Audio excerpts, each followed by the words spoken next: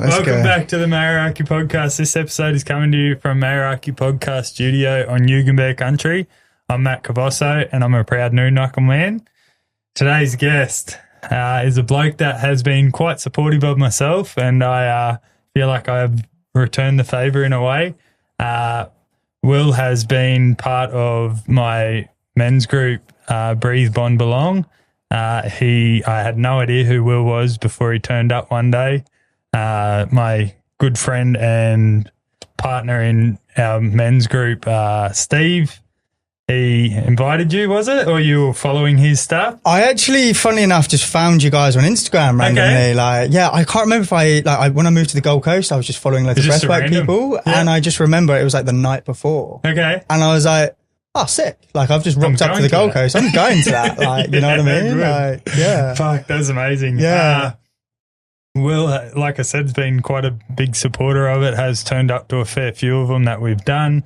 He actually ran the last one, which was pretty special for us to have someone else take over and do this kind of breath work. So it was good. Everyone had a different feeling to what it was, and not in a bad way. It was, everyone had good return, positive feedback. So that always helps. Amazing.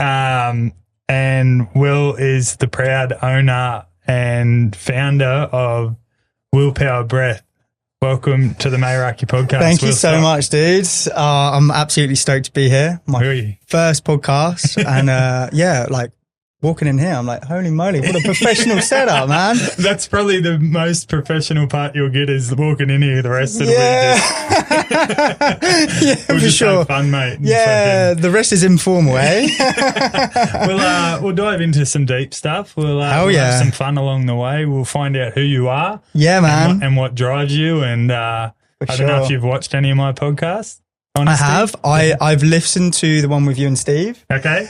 And that was super funny, man. Yeah. Like, Steve's a great guy, super intelligent, extremely passionate. Yeah. Very natural on the camera and teaching and coaching and everything. He's just a good person too, isn't he? He's just a cool guy, man. Really cool guy. And I listened to the whole one at one of my last jobs that I was at last year. I didn't watch it, but I listened to it and I was cracking up, man. Which one was it? Do you remember? Is there only one? Is there more than one with you and Steve? Oh, no, just that one. Yeah. And then I watched about half of the one with you and Matty Bubbles. Oh, yeah. Bubbles has got a good story too. Yeah, for sure.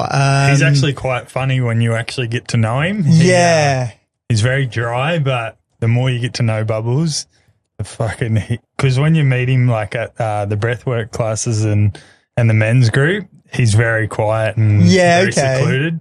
But fuck, he's a whole different person when it's just like two or three of you. Really? Yeah, just like me in a way, but he's just like really energized and out there. Yeah, it's actually cool to see.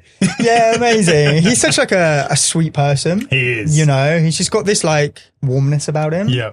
You very like, oh, thanks, man. You do, definitely. Cheers, dude. Like I work on my energy, Yeah. I'm conscious of that. Yes. Well, that what you put off is what you get back to. Totally. Isn't it? It really is. Yeah.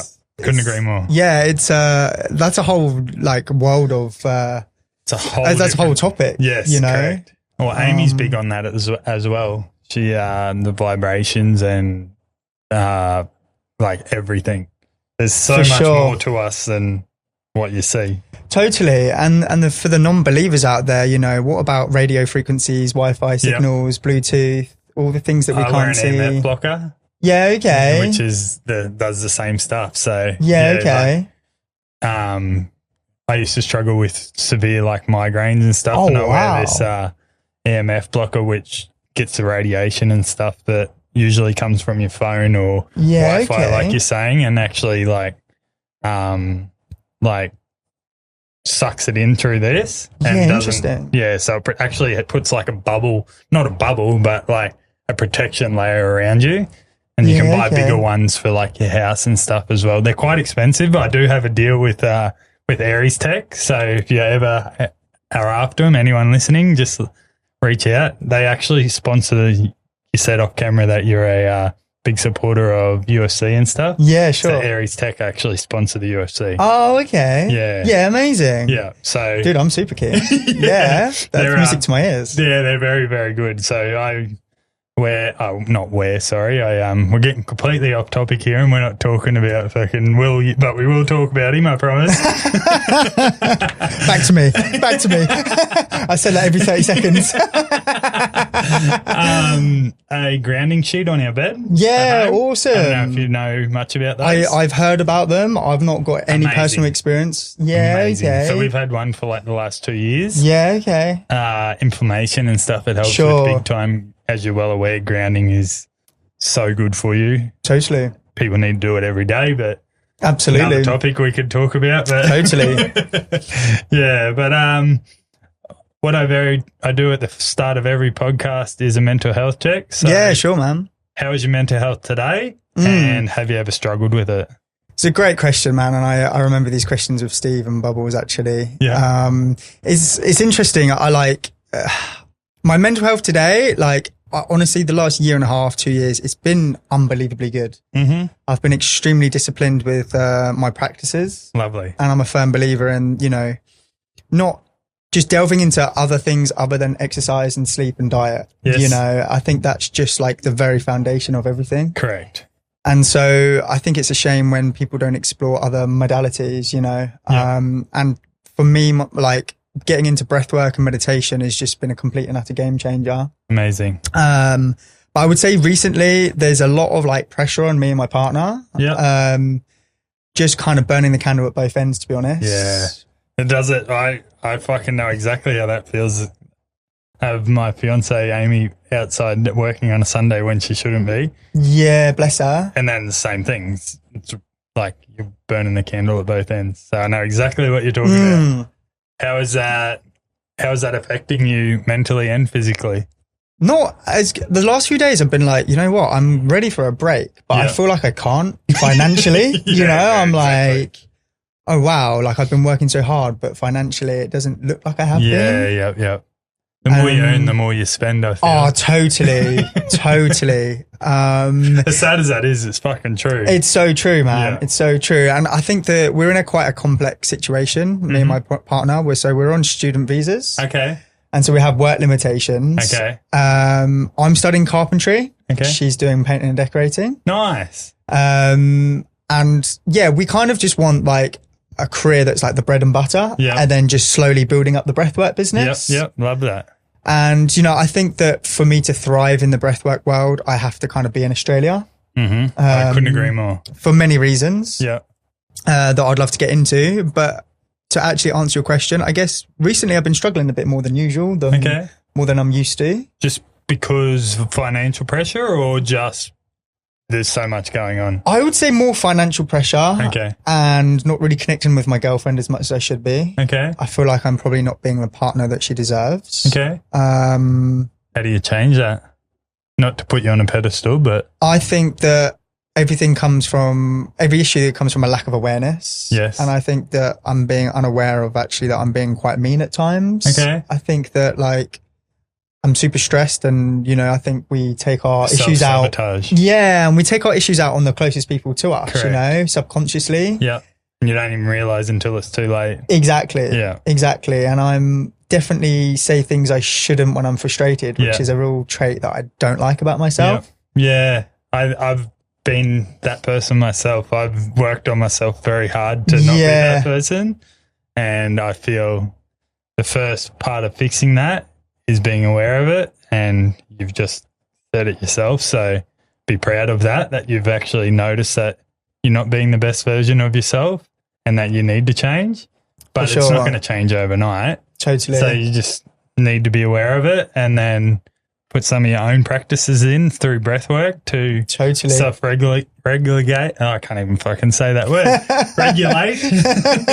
Self-regulate yourself. Yeah. To which then you can be a better version by talking to your, is it? Lou? Yeah, girlfriend. Yeah, your girlfriend. Yeah. Because once you put stress on the relationship, fuck, it doesn't get any easier. Totally, man. Totally. You have financial stress like you've just said. But then you have relationship stress, which then fucking makes that bubble even bigger again. Totally. And then if you've got a dog or something or whatever it is and the dog's not fucking listening, then you're yelling at the dog, then the dog doesn't like you. Not to say you have a dog or you do or you don't, It's very true. But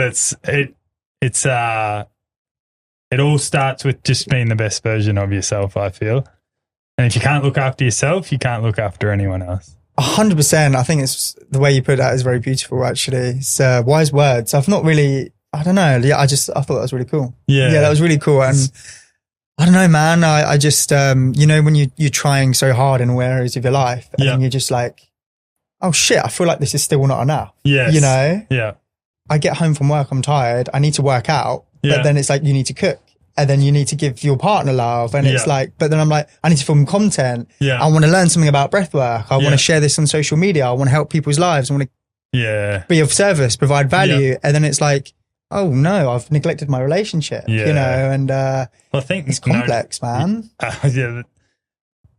Males are difficult, females are difficult. I'm not going to say one's fucking worse than the other because we're both difficult. No. Yeah. And it is what it is at the end of the day. You just, like I said, you need to try and be the best version of yourself and then realize, like you're saying, realizing that, fuck, maybe that whatever it is, not to say breath work is the thing, but the dishes can wait because the dishes are still going to be there in the morning. Sure. And okay, I can learn about this breath work tomorrow, but for the next half an hour or 45 minutes or however long it is, okay, Lou's going to have, is it Lou? Yeah, it is Lou. Yeah. Lou's going to have all my time and it's going to have my full attention.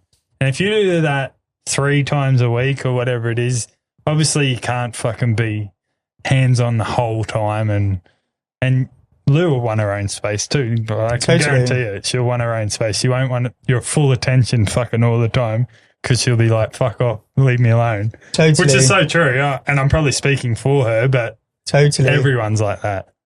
For sure. Wow, this is like a therapy session, podcast session. Like, can we do this again tomorrow?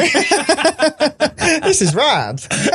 I'm just speaking from experience and what I've learned through my own being. For sure. I've been a shit person in like previous like relationships and like you're well aware, I don't drink, I don't do drugs, I don't gamble.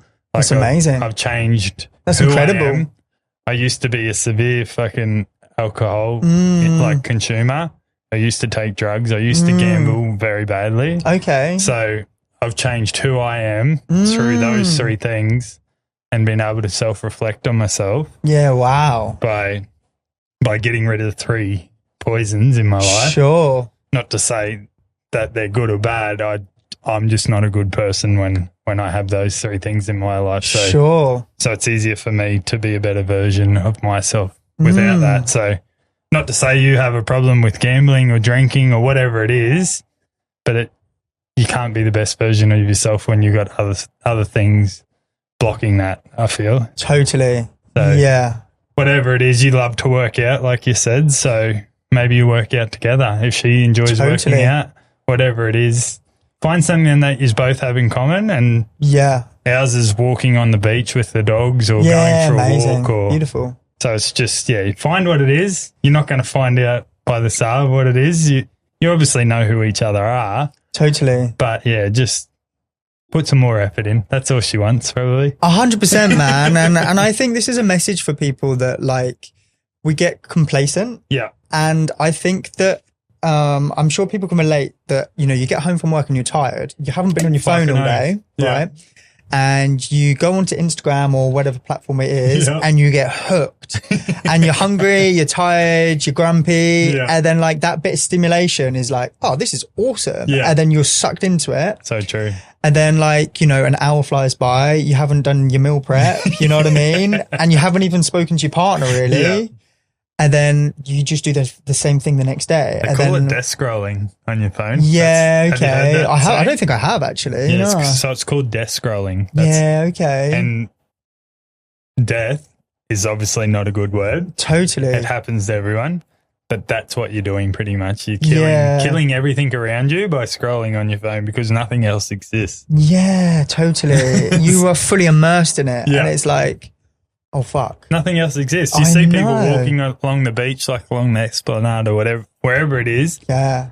And they'll be on their phone and they'll fucking nearly walk into you. I know. So what a crazy world, eh? It's called death scrolling, Shit. I've never heard of that. How have I never heard of that? Yeah. This is scary, man. Yeah, it's not good. It's not good. I went to Burley Creek on Friday, right? Yeah. And I was in a bit of a grumpy mood just straight after work. And I sat down there. I went for a swim for about 10 minutes. Is that Talabudra Creek? Yeah. And I jumped out. I done a bit of stretching, done a bit of breath work. Lovely. And I was like, God, I feel amazing. You know, like your feet on the sand and it's like. That's that grounding. Yeah, exactly. And I remember there was these people that come next to me and they were chatting and stuff. And I was in this nice little Zen place. So I was in my head, I was like, oh, wait, you know. Fuck off. Yeah.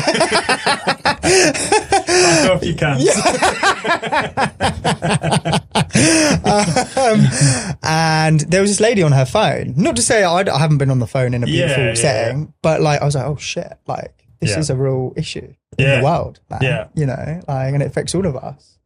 But people don't indulge in that, that full experience of like you were with bare feet, breath work, bit of stretching. Like that's flow state right there. Oh, it really is, man. It really is. And, you know, I've got some like family members and stuff struggling right now. And I'm just like, I don't have any other answer other than just regulate your nervous system, man. Get passionate about change, you know, don't underestimate the power of cold therapy or learning to breathe or meditation, you know. I fucking struggle with the cold therapy myself. Sure. I think it was you that brought it up at our men's group was, I'll bring, I don't know if it was you, it might have been you. I'll bring some cold plunges and. No, it wasn't me. No. Someone brought it up. We'll do, I think it's the other breathwork bloke. I can't think of his name. Dave. Yeah. And everyone's like, yeah. And I was like, well, you cunts can do it because I'm fucking I remember you saying that. Yeah, I remember saying and everyone's like, oh, they were trying to entice me in heaps of different ways, financially and everything. And I was like, just can all eat a dick. Yeah, interesting. I just can't do it. Yeah. Sauna I'm okay with. I still don't enjoy it. And cold, I just fucking, like I'll happily have a cold shower at home, but I can control that. I can turn it on or turn it off. For sure. But yeah, I just can't do the cold.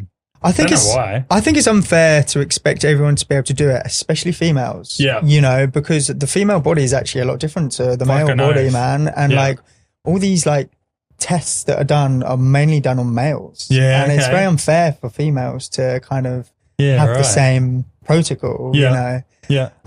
So you can't expect everyone to tolerate the same thing. Can't. We're all individuals, you know, like blokes fucking shouldn't be able to handle it as well, I reckon, because you got balls. Yeah, for sure. As soon as it touches your balls, for all these blokes listening, it just hides. Do I even have a penis anymore? So true. Yeah. So indigenous slang for penis, which you heard at the last men's group, is budu. Oh, okay. Yeah. I can't even remember that. No, maybe I left early. I don't remember you guys talking about that. Talking about Buddhas. How do you say it? Buddhas? Budu. Yeah. Budu, okay. So B-U-D-O-O. B-U-D-O-O. Yeah, Budu, okay. Yeah. And that's penis. Yeah. Yeah, cool. Yeah, good to know. Indigenous slang in Queensland for penis, yeah. Because there's hundreds of languages, isn't there? Oh, so many, bro, yeah. Heaps. Be more than 100. Heaps. Yeah. It's a very Australian word, that heaps, you know. We say, like, English say loads. Fucking loads, mate. Where in England are you from? So we won't hold this against you. So, like, I'm actually just above London, like about an hour outside North London. Okay. But I'm not a Londoner, but like, yeah, like. I'm not a Londoner. You know what? I'm being conscious that because like whenever I hang out with someone that has a different accent, I start picking up their accent. Okay. And so I don't want my English friends and family to be like, God, you sound really Australian, you know. You'll leave here, you'll be some cunt and Budu. That's so funny. You can.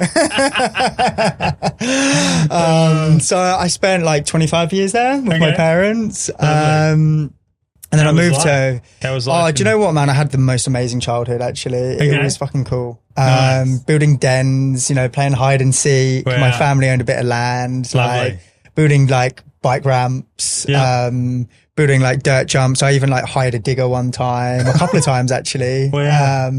Yeah. Like, BMX or mountain bike jumps? Yeah, like BMX style jumps. Yeah, lovely. But for mountain bikes. Lovely. Yeah. Yeah, I was always the one that wanted to build and no one else really wanted to. So I was like kind of like the leader, but never really got the gang to build something tremendous, you know? Nice. That'd be sick though. But it was, I had a really cool childhood actually. I think like just being how boys should be, you know, out in nature, like getting dirty and just having the best time, man. Yeah, so you wouldn't know this about me. I used to ride BMX. Yeah, sick. Quite a lot when I was younger, and then I went on to like the skate parks and stuff, and then didn't enjoy the skate parks too much because when you fall off on those, it hurts concrete, a lot more. man. Jesus. So I used to do that a fair bit, but we used to build our own dirt jumps and stuff. No way. Back when I was at high school and stuff, and I also wasn't one that liked to build the jumps, so we had a few boys that built them, but we probably had like a squad over like 3 or 4 years of high school, so like older boys and younger boys, and there'd be probably 15 or 20 of us that would just ride these wicked jumps, and it was literally right beside the primary school. Yeah, okay. And we had some fucking sick jumps, and there wasn't many that would do like the real big ones. Yeah, so there was only like 3 or 4 of us. But I fucking used to love it, man. Yeah, wicked. I could do like a few tricks like bar spins and tail whips and stuff. Shit. But you were really good. Never did a backflip or anything like that. Nah, see, I never really done big tricks either. Yeah. Fucking, I just used to be able to like whip, you know, you can like whip your, for sure. back tire out and stuff. I used to do that. Did you ever do a turn down? Yeah, yep. That's old school, man. Yeah, fucking that's really cool. Yeah. Yeah. They're pretty cool. Yeah. They're hard to bring back though. Yeah, I could imagine. Wow. Yeah, that was a long time ago. I'm 39. I think there's like certain tricks that like I meet people that can do certain things. I'm like, wait, well, you're way cooler than you was 5 seconds ago. You know what I mean? I'm like, if you can do a turn down, you're a cool guy.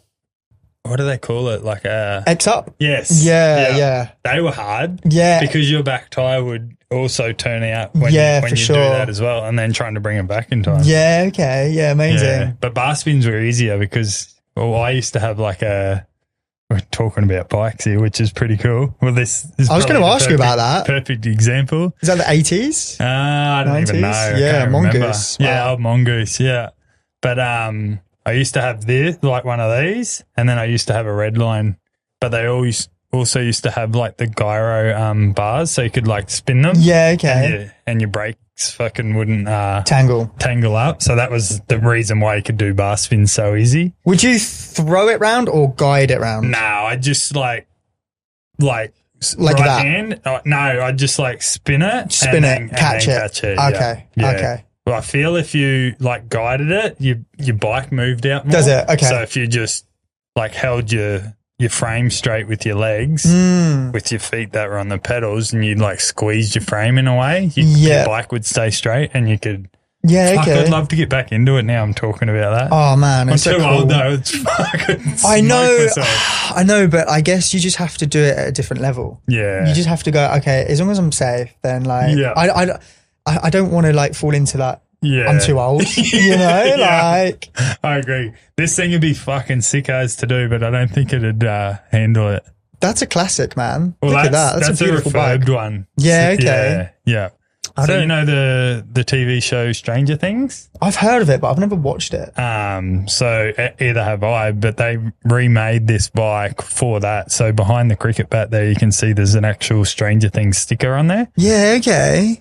Excuse me. So that's the one that they had in Stranger Things. Interesting. For people that can't see, I'll see if I can take a photo of it, and if I remember, I'll put it into the whole episode of. Dude, that'd be YouTube, amazing. so people can see what we're talking about. That would be cool.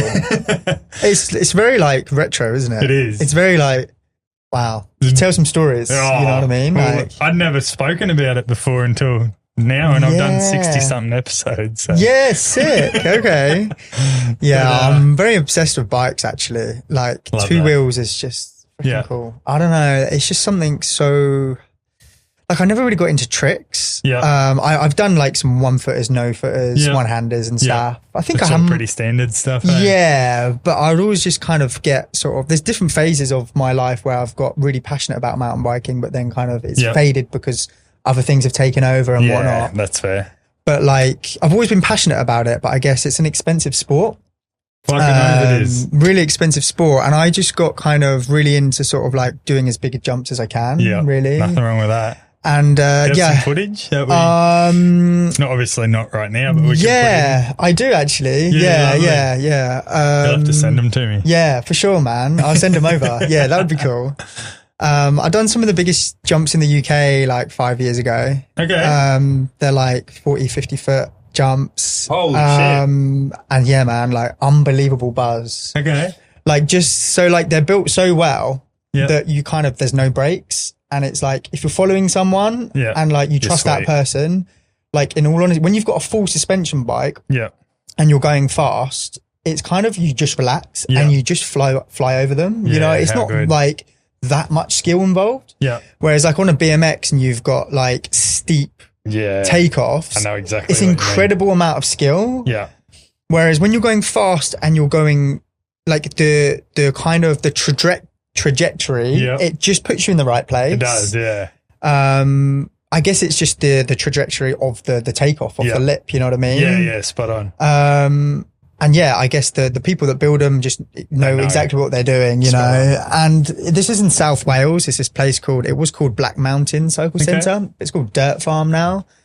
And I actually never got footage of myself on those jumps, which is super frustrating when I talk about it. But yeah, man, like there's no feeling like flying through the air. Oh, couldn't agree more. It's so good. Man, there's just something so special about being in the air. Like it's a split second, but it's like, it's fucking like, what the fuck? Bang!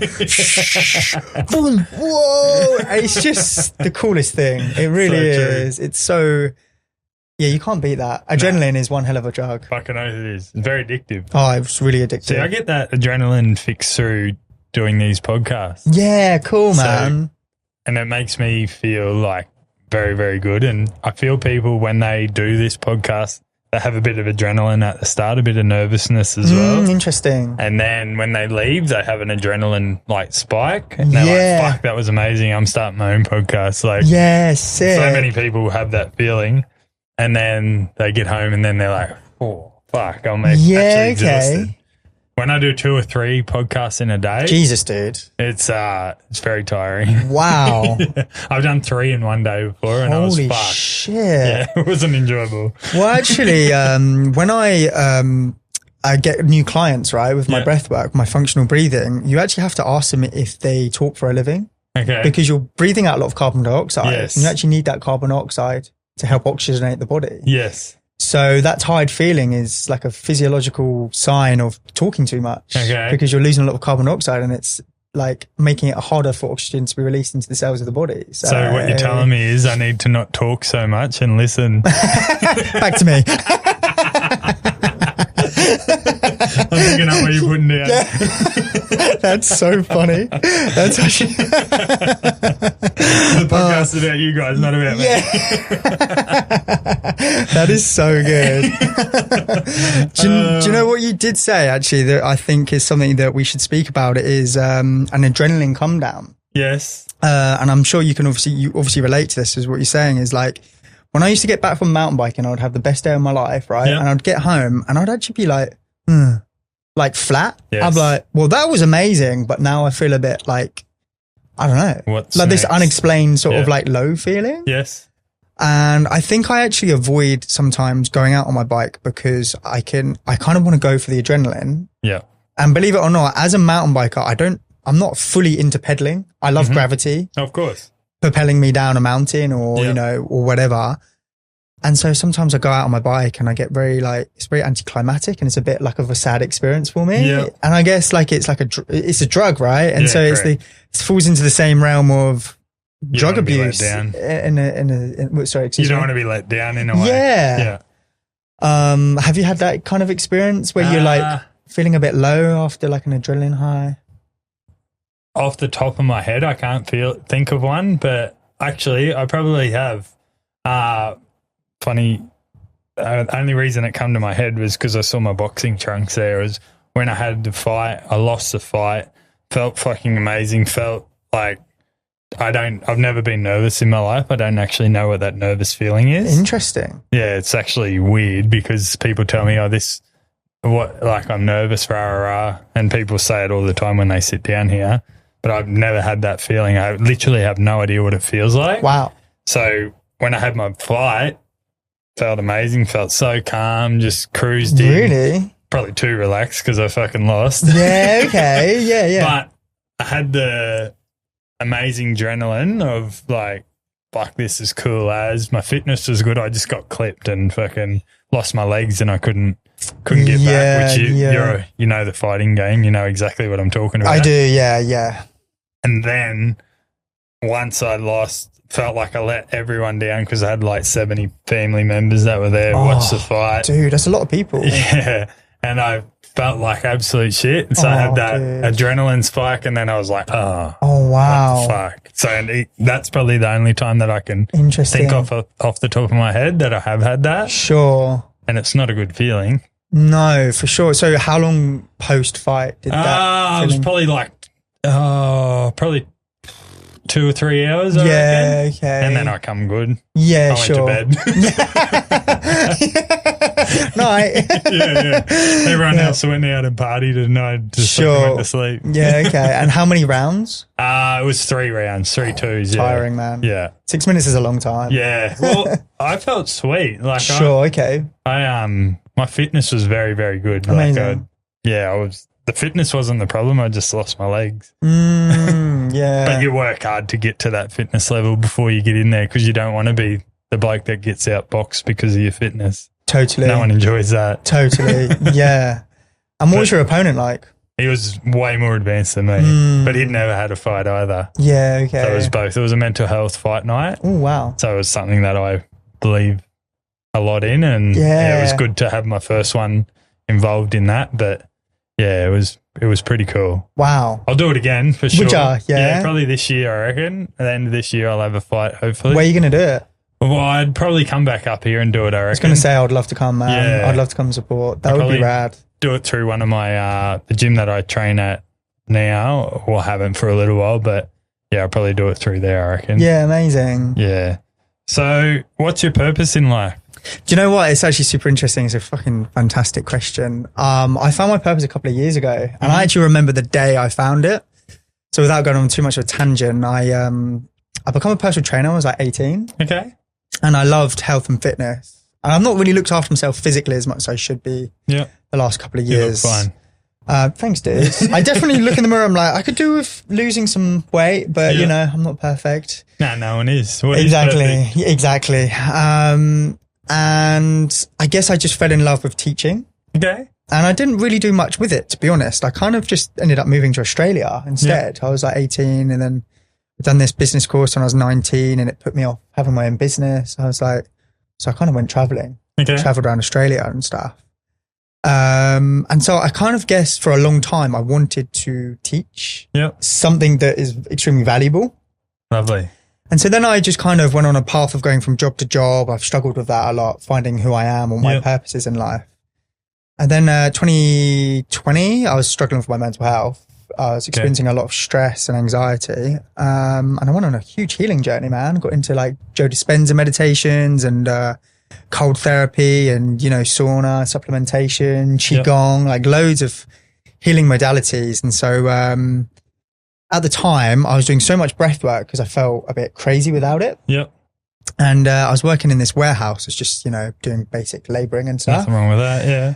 And it was this cold winter's day in England and I was saving to come back to Australia, right? Fuck that. And I'm just walking around and there's mud everywhere. Like there's like water everywhere. The place is flooded. Yeah. I actually rocked up the day before and the agency told me to like, you know, be prepared for water. I rocked up and the place was flooded. I was like, they could have told me to bring wellies. You know what I mean? Like I needed something to go to my knees, not just boots to my above my ankles. Fuck that. So I said, I'm going home because my feet are soaked. You know what I mean? Like it's not safe for anyone. Yeah. And the agency never really told me to prepare like this. And so the agency person rings me up like, oh, you left the site, blah, blah. I was like, excuse me, you told me to go in like with these ankle high boots and my feet are freezing. Like I'm not doing this.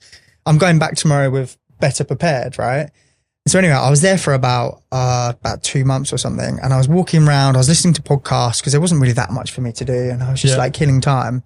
And I was listening to this podcast about breathwork, and I was like, "Oh my god, I'm going to become a breathwork coach." Amazing. It just hit me, man, and I was like, "This is my purpose in life." Amazing. So that was like something I've never really fully spoken about, actually, but I remember it as clear as day. I was like, this is who I am. This is exactly what I want for my life, because I felt like personal training to me, I wanted something a bit more like energy based, a little bit more spiritual, something a bit more deeper, something a bit more meaningful, something more impactful, you know. Amazing. And I think, you know, personal training is freaking cool, but I think with breathwork, it is life-changing stuff, man. You can get so much more out of it, I feel, than just PT. Totally. With PT, you can actually like run your breathwork stuff through that as well. Like, it's actually totally, you can work it all in together and make it something that benefits people in much more way than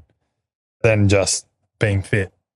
Exactly. 100%, man. I couldn't agree more. And I just feel that, you know, it's complex, because like changing my name from Will Stock to Will Power Breath. Yeah. People that aren't in this health and wellness space are a little bit like, I don't get it. Yeah. I'm so confused. Yeah. What is it without breathing? Because people, it's unconscious, right? It's done through our autonomic nervous system. It's automatic. Yep. But also we can take conscious control of it. Yes. And so when we decide to take conscious control of it, that's by design, right? Yeah. That's no accident that we can take conscious control of our breathing.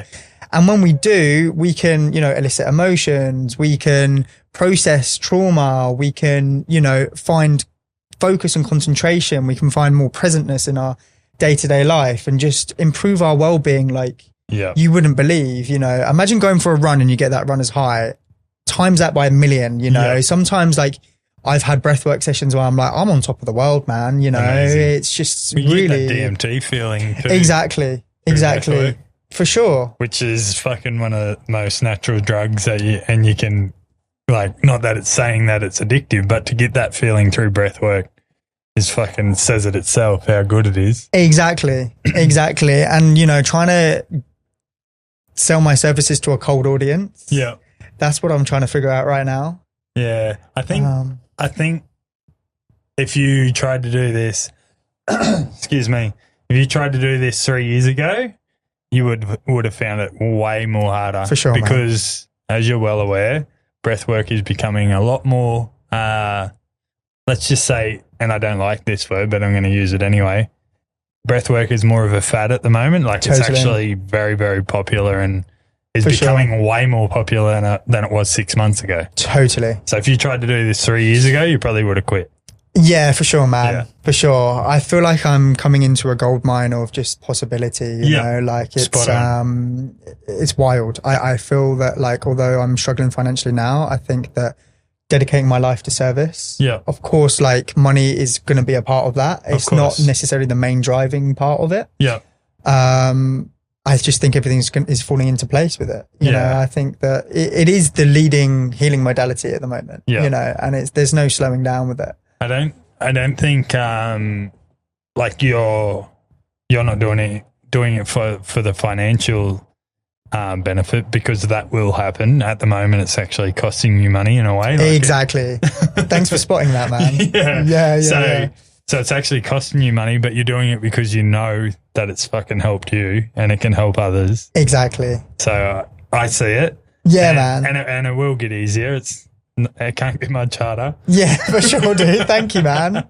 So just stay positive. As you're well aware, it's very popular at the moment, and it's going to become way more popular.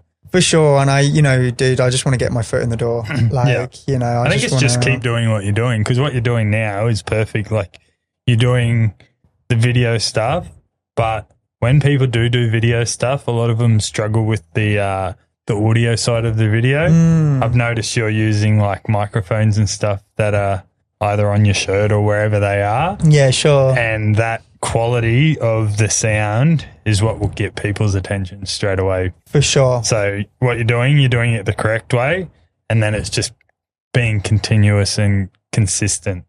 Because if you're not consistent, people won't see it, then they'll go somewhere else. Exactly that. So there's actually a study that has shown that when you try and sell something, so say for example, and they are a sponsor, but I'm just going to use it anyway. Don't open this because these have been sitting here for a while. Yeah, okay.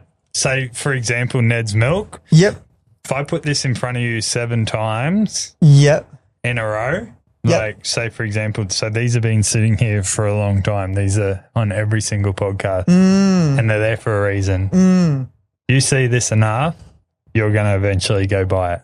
Yeah, amazing. Which is so true. There's actually proven studies into it. So if you put, and the number is 7, if you put something, say for example, you see something on Instagram, you see that water bottle on Instagram, you see, and you'll notice when you're on Instagram, you'll see the same ads so many times, like all the time you'll see them. You might see it this morning, you might see it tomorrow, Arvo, you might see it tonight. Yeah, okay. But you'll see the same ads. Do you see the same ads? Yeah, it's true. Yeah, I do. Yeah, it's been Tony Robbins recently, and I've barely even been looking at his stuff. I'm like, oh, Tony, go away. So this is my point. Yeah. You see that same ad 7 times. They say after the 7th time, the percentage is fucking ridiculous. I don't know exactly what the number is, but after that 7th time, the percentage is quite high that you will highly possibly purchase that product. Dude, thank you. I think so if you're seeing something about 4 or 5 times, please press hide so you don't see it again. So yeah, for sure.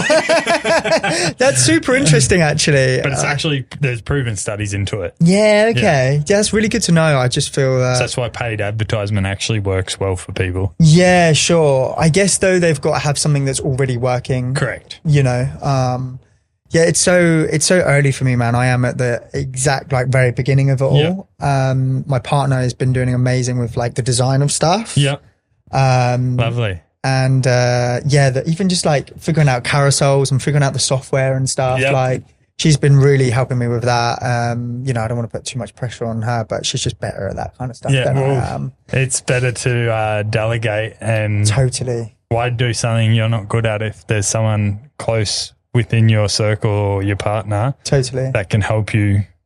Fucking let them do it. Yeah, for sure. Happy to do it. Yeah, she enjoys it actually. She does enjoy it. Well, it's part of her what she's doing too, like the design and stuff. Exactly. Yeah. What is it? Graphic design, is it? Yeah. We was actually painting together last night. We've never painted together. She's really good at art. Okay. And I felt like a kid, you know. I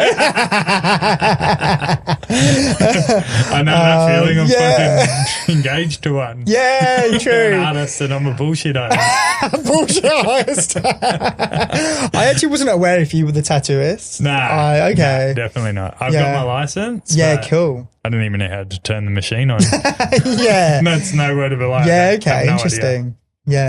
So I've got my tattoo license, and you need a license to tattoo. Interesting. Okay. Yeah. Sure. That's about all I've got. Yeah. So when people ask, are you a tattoo artist? I said, nah, Amy's the artist and I'm the bullshit artist. I just talk shit for a living. That's so good. That is so good. It actually works. So here we are. Yeah, amazing. Fake it till you make it, they say. Yeah, for sure. Absolutely.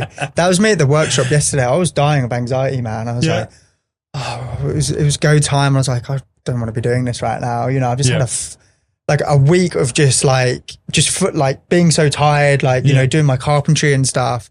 And then Saturday morning, I'm exhausted. And I'm like, I've got to go and speak in front of 12 people, you know, and it's and I got a bit overconfident because the last workshop I smashed it. I practiced it so much. And this one I got a bit complacent.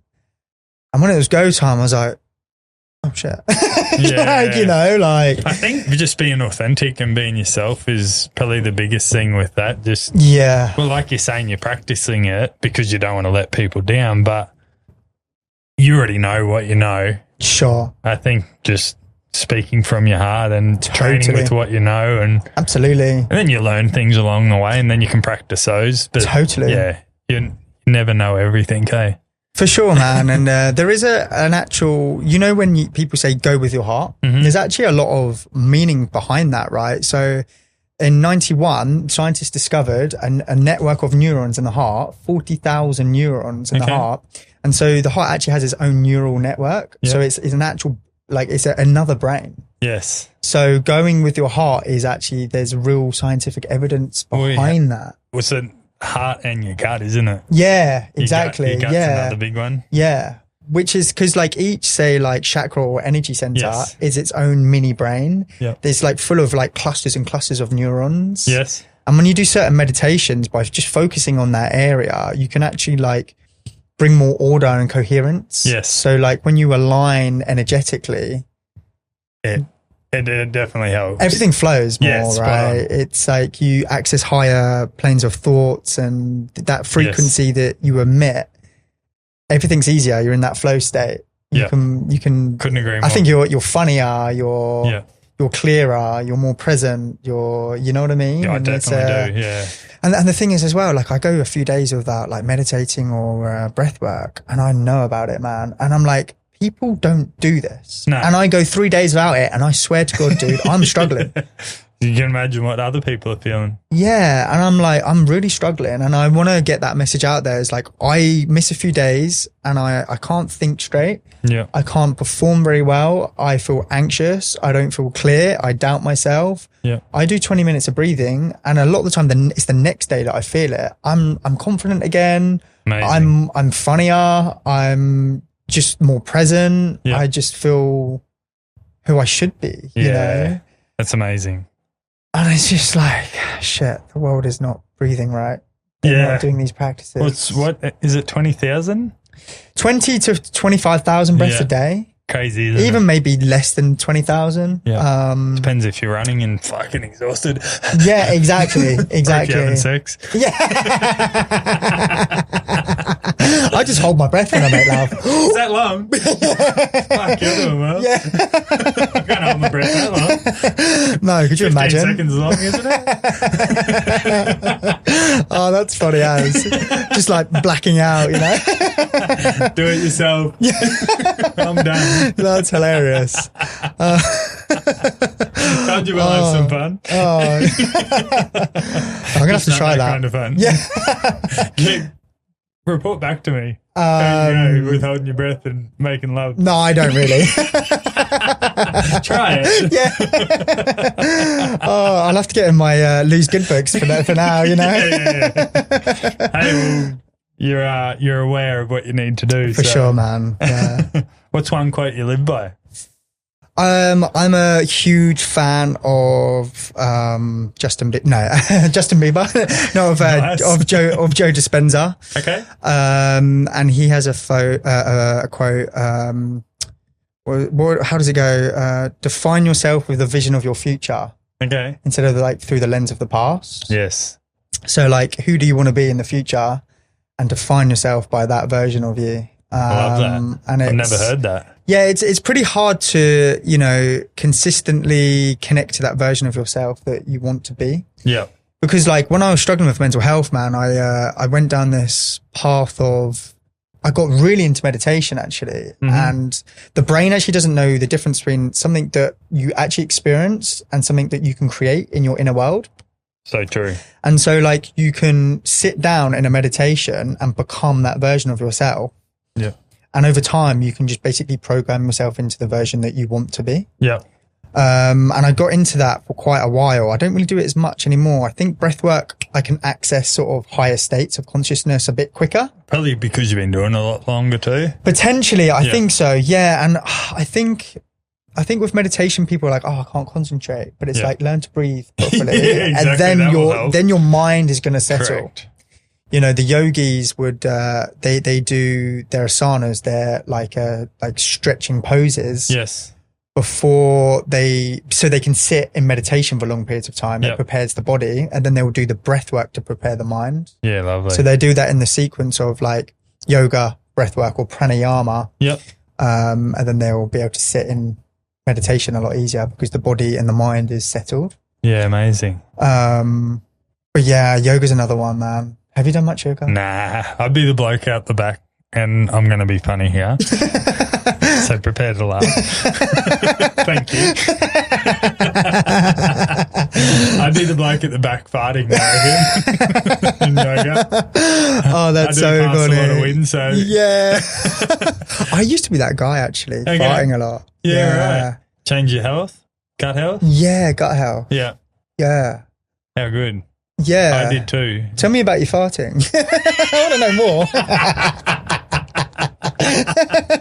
Well, I used to I think it was like I didn't eat so well. And Yeah. then, like severely bad smelling farts, which man. I'm used to. And then people are like, fuck, you need to get yourself checked. For sure. Yeah. And then I just changed my diet, ate a lot better, removed garlic out of my diet. Okay. I still fart. Everyone fucking farts. Course. And if you tell me you don't fart, fuck off. Get out of my life. You're going to explode. Yeah, exactly. But yeah, just change my health, and I still fucking fart, but nowhere near as bad.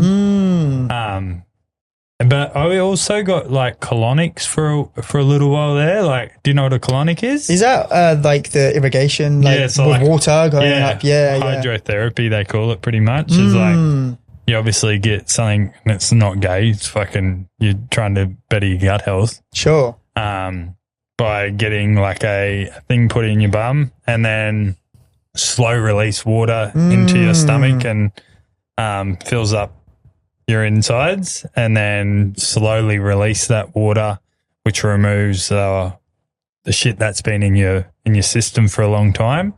And then I also found that actually helped a lot too. So really? Okay, interesting. Quite expensive, but okay. Fuck, Amy had a autoimmune disease and had it for a very, very long time. And started getting colonics, and she's pretty much gotten rid of her autoimmune disease through colonics. Yeah, amazing. So there's so many good, as you're well aware, like you said, your heart's its own brain. Yep. Your stomach is also another brain. Sure. So I feel we have more than one brain in our body, and totally. I feel your guts is probably your main one, to be completely honest. Well, serotonin's produced in your gut. Yeah, correct. Yeah. So, if that gut microbiome's off, then you're going to be susceptible to mental health issues. Yeah, big time. So I feel, that's how my farting become a lot better was through getting colonics and stuff as well. So yeah, interesting. Yeah. Have you ever had one? No, I haven't. No. I've heard about them, and I know it's not like a new technological thing, is it? It's actually been, there's like a lot of history behind it. I think the ancients used to use it, didn't they? Yeah. So there's whole different ways of doing it. There's a company that we go and see here on the Gold Coast called Bottoms Up. Very clever the way they. That's pretty cool, isn't it? Yeah, I like that. And I've actually had the owner and a colleague that works for them sit here on the couch and do a podcast with them. Yeah, so, amazing. Susie. Fuck, I can't even think of Susie's last name now. And Simone. They're 2 episodes. If you just want to go listen to those guys, listen to this one first before you go to that. But very good if you wanted to learn a bit more about them as well too. Yeah, I'm super intrigued actually. Yeah, they're pretty cool. And did you get like abdominal pain and bloating? You do get a bit of pain through the colonics, but did you get it before? Yeah, definitely. Yeah, okay. Yeah. I've not actually spoken to anyone really about this. It's struggled because I actually had really bad what's the formal way of saying farting? Flatulence. That's it, flatulence. Yeah. Yeah, it was really bad, like until maybe a year ago. Okay. And I say it to my girlfriend, I'm like, I don't really get like that anymore because obviously your partner's gonna. She's used to it. She's gonna, but they cop it the most. Correct. These poor women or the poor women, yeah. Bless her, bless our partners, for dealing with that. Yeah. Like, well, Amy farted first before I farted in a relationship. Okay, interesting. So this is perfect. If she's farting first, then I'm comfortable. Yeah. Sorry, back to Luke. And what was I saying? Yeah, no, I just remember thinking, this is not right. No. And I was taking apple cider vinegar. Okay. That I've heard a lot of good things about. And there are people that speak highly of it. There's doctors that speak highly of it, and then there's like people that speak. There's a guy called Medical Medium, Anthony something or other. Okay. And he's not a fan of it. So you like in the health space, you get like it's like, oh God. You can find good and bad in anything. I know. Like for example, fucking this watch, you will find 700 reports of this Parkin watch is fucking amazing, but then there'll be 3 people that'll go, oh, that park and watch is fucking rubbish. Yeah, for There's sure. good in that than anything you want to find. I know. Like it's hard work. It's so shit. It is. But it is what it is, hey? For sure. And I know that has like the good bacteria and that helps with your gut health. Yeah. So I don't know lots about it. But recently I've been taking psyllium husk. Have you heard of that? Well, apparently it's very bad for your insides as well. It's bad. I've heard it lubricates your insides and it's been really but good. It gets stuck, apparently. Yeah. Okay. So the ladies that I was just talking about at Bottoms Up, they talk very badly of it. Really? Because they see what comes out, obviously, but it helps with regulation, which is what you're finding. Yeah. Like I've not really suffered of constipation, but it was more just like digestive discomfort, bloating, farting, and flatulence and like abdominal pain. Yeah. I used to get all that too. Yeah. And just constant farts. Like everything would make me fart. I'm just like go for a run and fart all the time. And I'm just like, this is not right. But now you're good. Yeah. Or better. I'm good. Really good. Yeah, like really good. We'll start farting together here. God, imagine this space. That's amazing. Well, I didn't think we'd be talking about farting, but here we are. Yeah, amazing. Covering it all today, guys.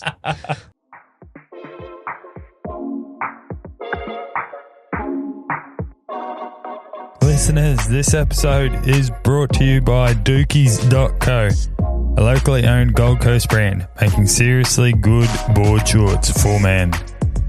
Born by the beach and made for it, Dookies is also comfortable, stylish, and laid back feel that only comes from truly knowing the coast. Whether you're in the surf or at the pub or just cruising through the weekend, Dookies has you covered. Support local and upgrade your board shorts. Check out dookies.co or follow them on socials at dookies.co. That's DUKIES.co.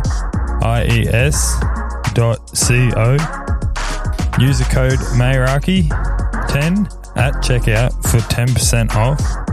That's MERAKI 10 for 10% off your next order. Go check them out, guys. Back to the podcast. We pretty much talked about how you got into breathwork. Yeah. Through that podcast of listening. Do you remember what the podcast was called? I actually don't. No, that's all right. I actually don't.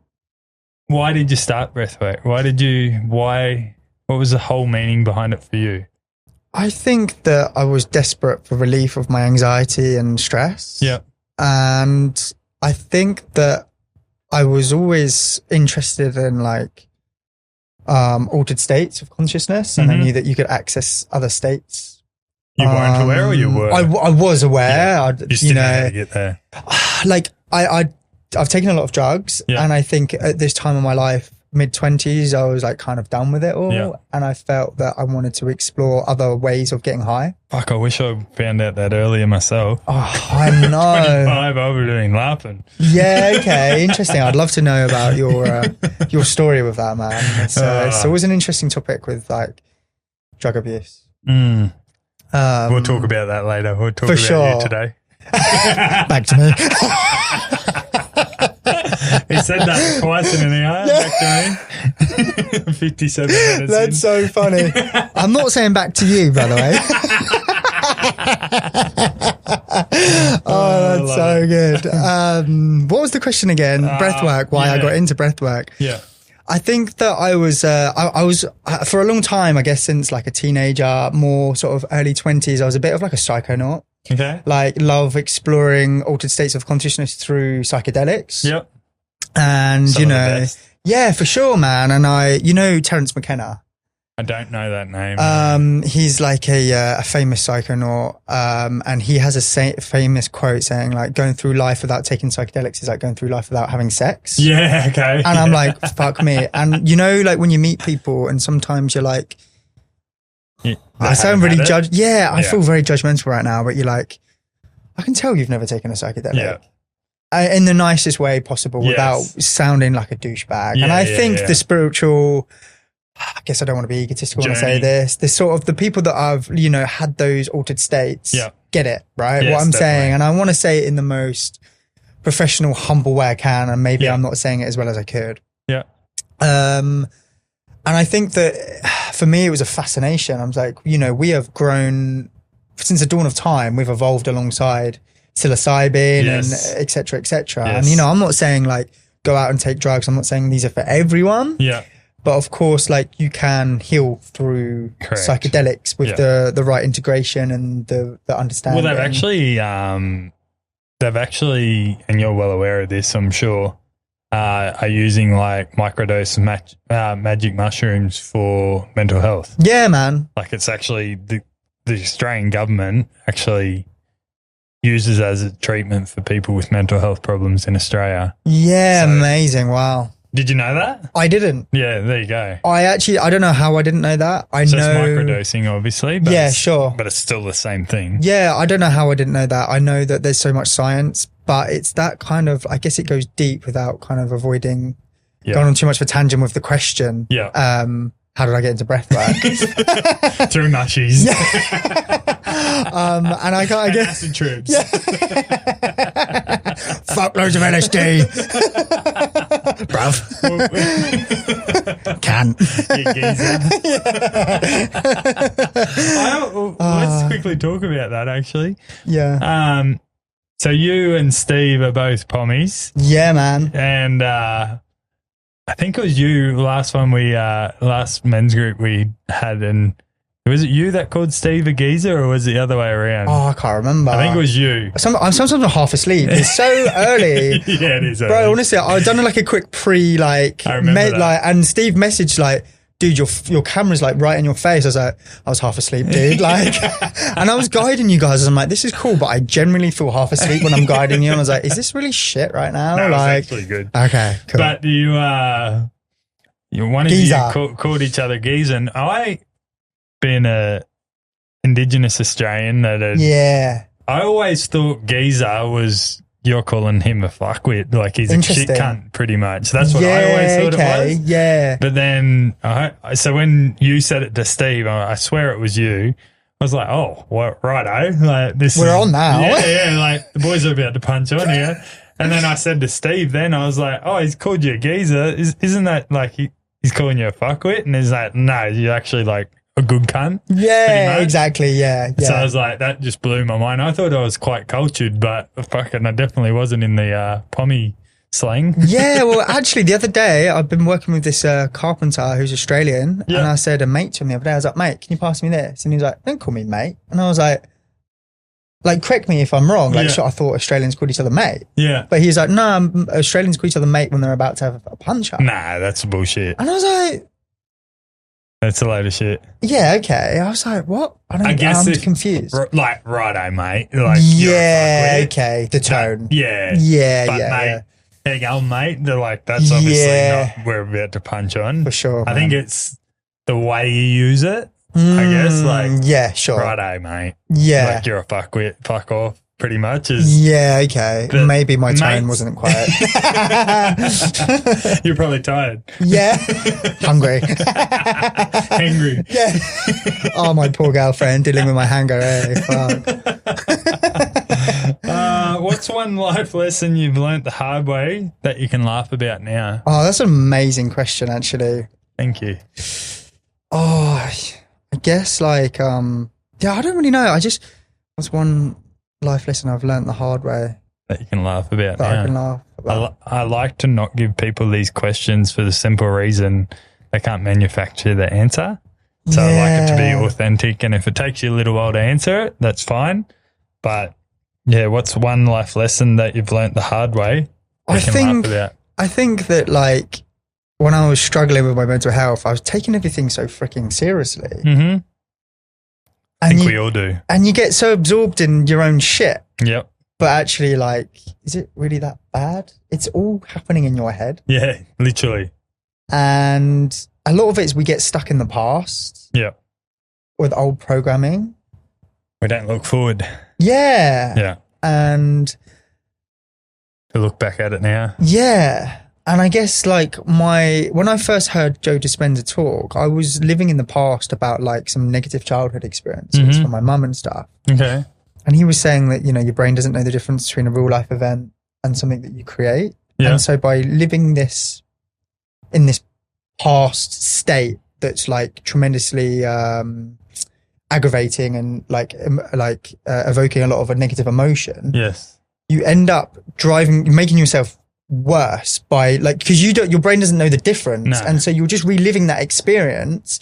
And sometimes, a lot of the time, these memories are so distorted as well. We make up the rest. Our brain So naturally makes up the rest of this memory. So if you have two people, right, that went through the exact same experience 20 years ago or however long ago, and you asked both people about that exact same experience, each person would say a completely different thing. So true.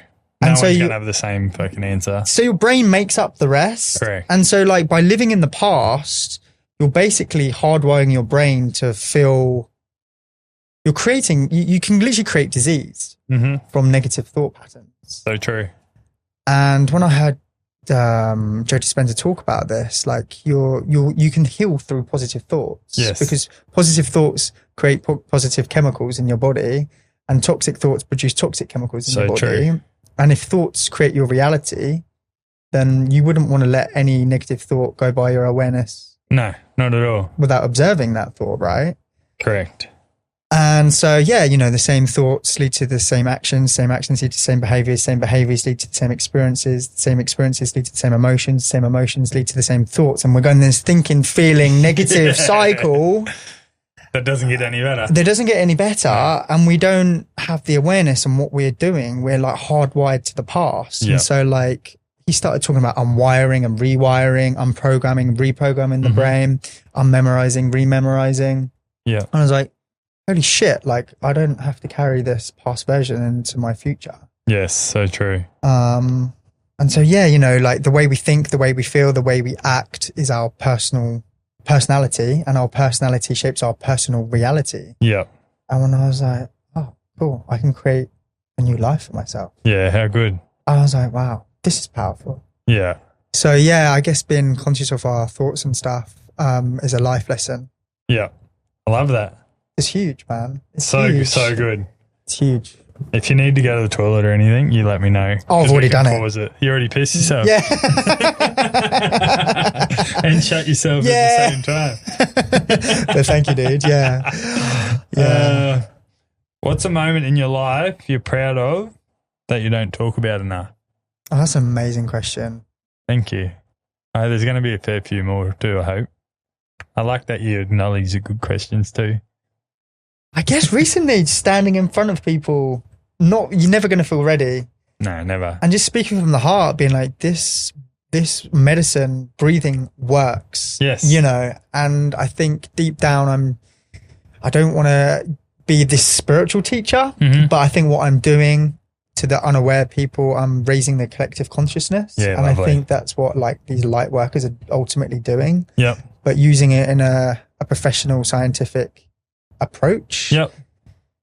So that's what's really aligned with me. Love that. I feel extremely grateful to be in this position. Like it's kind of like a dream job, really. Yeah, how good. I always wanted to be a pro mountain biker, and I never really put enough work into it, and I broke too many bones, and it just never was going to work. And so I've gone from job to job, man. I've struggled a lot with finding who I am, and I know how that feeling. Failed a lot in jobs, man. Yeah. Fuck me, I failed a lot in jobs. And then I've felt really shit about myself because of it. I know that feeling all too well. It's not great. And I'm like, am I shit? Like, but actually the society is very confusing, isn't it? Yes. Because like, I think it's the people that you work with too can totally, if you're not in the same beliefs or if they're on the bender or whatever it is and you're on your healing journey or whatever it is always, no one's all, unless you got your own business and you're all fucking there for the same thing, very, very rarely is there going to be a workplace that everyone's on the same wavelength of whatever it is in life. Sure. So that's where you have your battles of, I've personally struggled with it just recently of jumping from job to job, and it is what it is. And I've found what I think is perfect for me at the moment. And yeah, so that's probably where I feel you're probably in the same boat, that you're struggling to connect with the people on the same beliefs you're having, and that's why it's been hard. Totally. Because I think that naturally the people, like I'm, you know, before the camera started rolling, I would just happily sit here with you without a podcast. You're just the kind of guy that I want to be around because I can be myself. Thank you. And it's a frequency thing, isn't it? Yeah, and definitely. like, we're both on the same wavelength. Totally. And I think that like when you're surrounded with people that aren't, because we're the kind of people that are like, how are you? How's your breathing? Like, how's your mental health? Like, what's been going on, man? You know what I mean? Yeah. And so like when you don't have that people around you, it's kind of like, I'm a completely different person. Like when I'm at work, like when I'm not around the right people, I'm kind of like a bit dopey and a bit like, no, like, you know what I mean? Yeah, true. But when I'm around the right people and I'm talking about breathwork, or I'm in front of like 12 or 14 people, or however many people I'm talking in front of, I'm like, this is where I belong, you know? Yeah, love that. So love that. I'm glad that you found it. Oh, dude, it's crazy. What's been your favorite highlight that you've had in your life so far? Can be anything. I think the first thing coming to my mind is meeting my girlfriend. Lovely. She's a freaking legend, man. Tell me a little bit about her. What's she love to do? She's super creative. Okay. She loves yoga. Super warm. Loves traveling. Loves Australia. Lovely. Easy. You're both from England? We're both from England. Yeah. Yeah. How long have you been together? Coming up to 5 years, actually. Nice. Yeah. She's a legend. She's super funny. For some reason, and I've never, sorry to cut you off. Nah, you're a good man. So I'm picturing. Back to me. I'm picturing your girlfriend, Lou. Yeah. I'm just keep saying that in my head, so I get it correct and don't say some fucking random person. Yeah. Imagine that. Steve. I'm picturing Lou as a redhead. Is she a redhead? She's blonde. Well, like she's blonde. She dyes her hair blonde. Okay. But she's like a brunette. Okay. It's like dark brown. Yeah. Yeah, Not nice. super dark, but I'm not going to say what blonde. came to my head then. Okay, go on. Do you know what? I'm going to say it. And I don't mean this, Lou, so don't attack me. Yeah. What's dumber than a blonde? Go on. Ones that want to be. Don't laugh, you'll get in trouble that's so good. That's really good. I like that a lot. But she's a creative mind, so that would help you create at times too. Like when you're struggling, you can feed off her energy to put in the effort you need for what it is too, I guess. Yeah, man. I guess like opposites attract in a sense, don't Correct, they? Yeah. Well, Amy and I. Yeah. You and Lou, I guess is Amy more sort of calming and doesn't talk as much? Time, bro. Yeah. Do you think if she spoke as much as you she would annoy you? Nah. Okay. I'd like that. Yeah, I know what you mean. I would love sometimes Lou to talk more, but like I think that I need her to be just exactly how she is. Yeah, she is who she is, and that's why you love her for who she is. Exactly. Yeah. She balances me out. Yeah. You know. Do you tell her you love her every day? Oh, yeah. She's a freaking legend, man. She actually is. She's an amazing soul. Amy and I have this thing that when we leave the house, we have to give each other a kiss. Oh, I love that. And we have to say, I love you. Not that we have to say it, it's just what's ingrained to us now. And another thing that we do, this has gone back into a fucking therapy session here. Love it. Love it.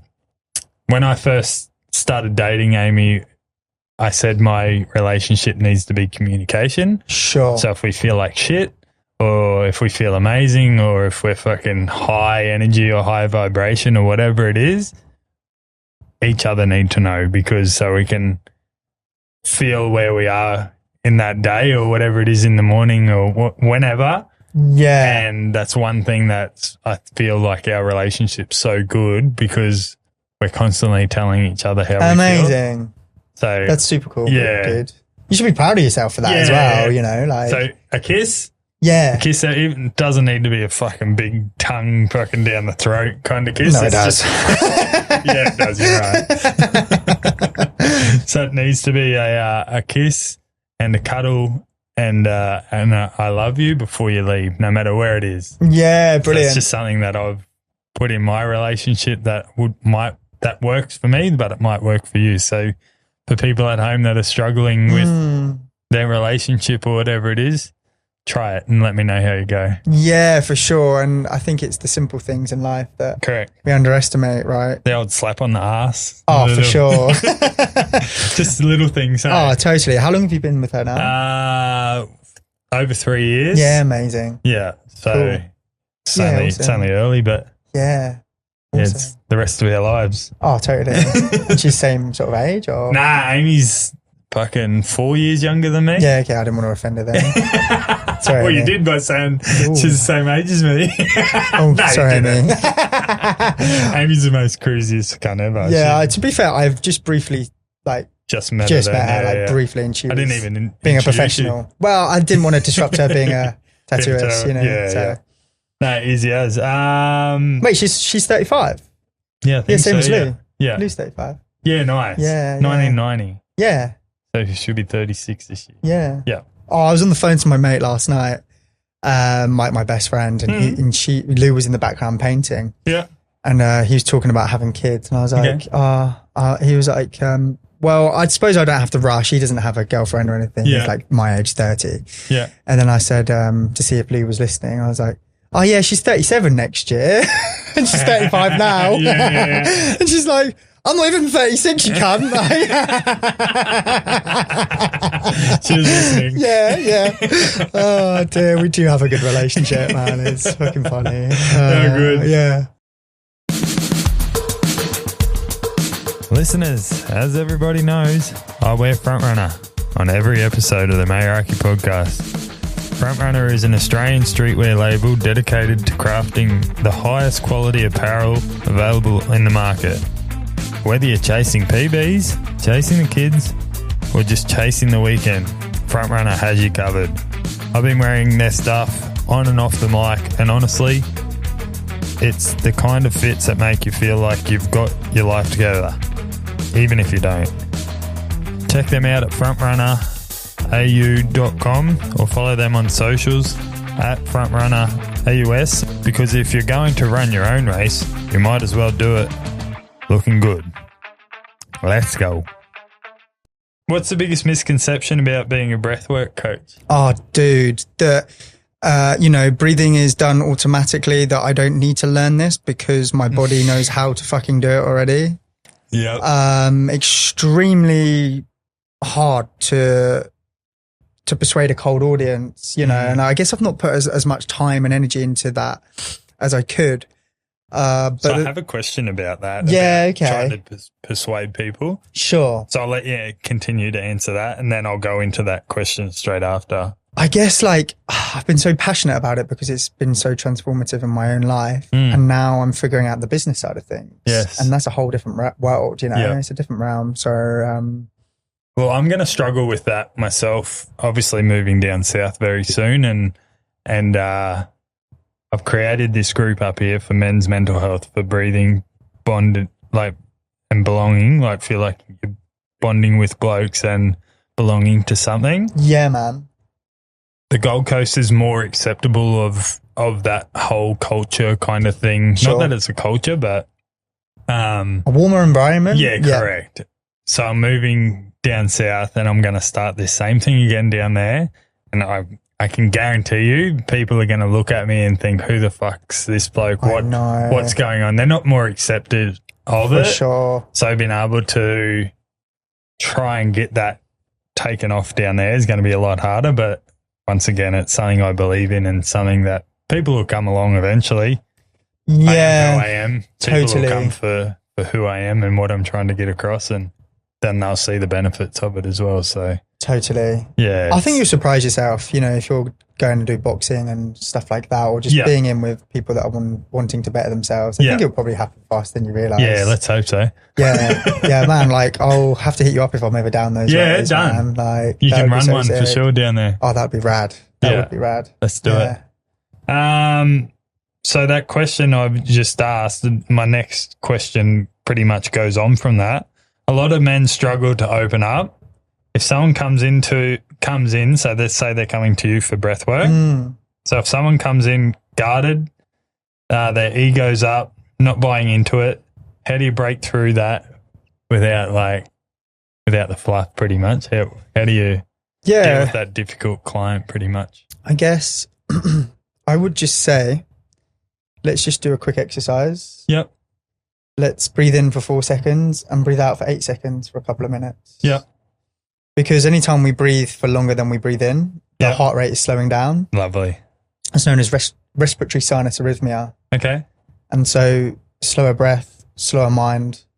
And that brings them down straight away. Yeah, exactly. Without them even knowing. Exactly. Yeah. Yeah. Okay. So like, it's pretty quick. Yeah. Or I can do like a physiological sigh, which is a 3-part breath, 2-part inhale through the nose, and then a long exhale out the mouth. Okay. It's the quickest way to de-stress in real time that we know of. Okay. It was made famous by Andrew Huberman, actually. If you know Andrew Huberman. Yes, I do know. So yeah, man, I like to show them something very quickly. Yeah. Yeah. And they're not even aware of it. Exactly. Yeah. There goes your ego, bruh. Yeah, exactly. Exactly. Bruv. Geezer. Yeah, I'll call him a geezer. Yeah. My term of geezer. Yeah. Oh, this is so funny, man. I'm having a lot of fun right now. This is cool. What's your how I thought geezer was and what your meaning behind geezer? Yeah. What's your word?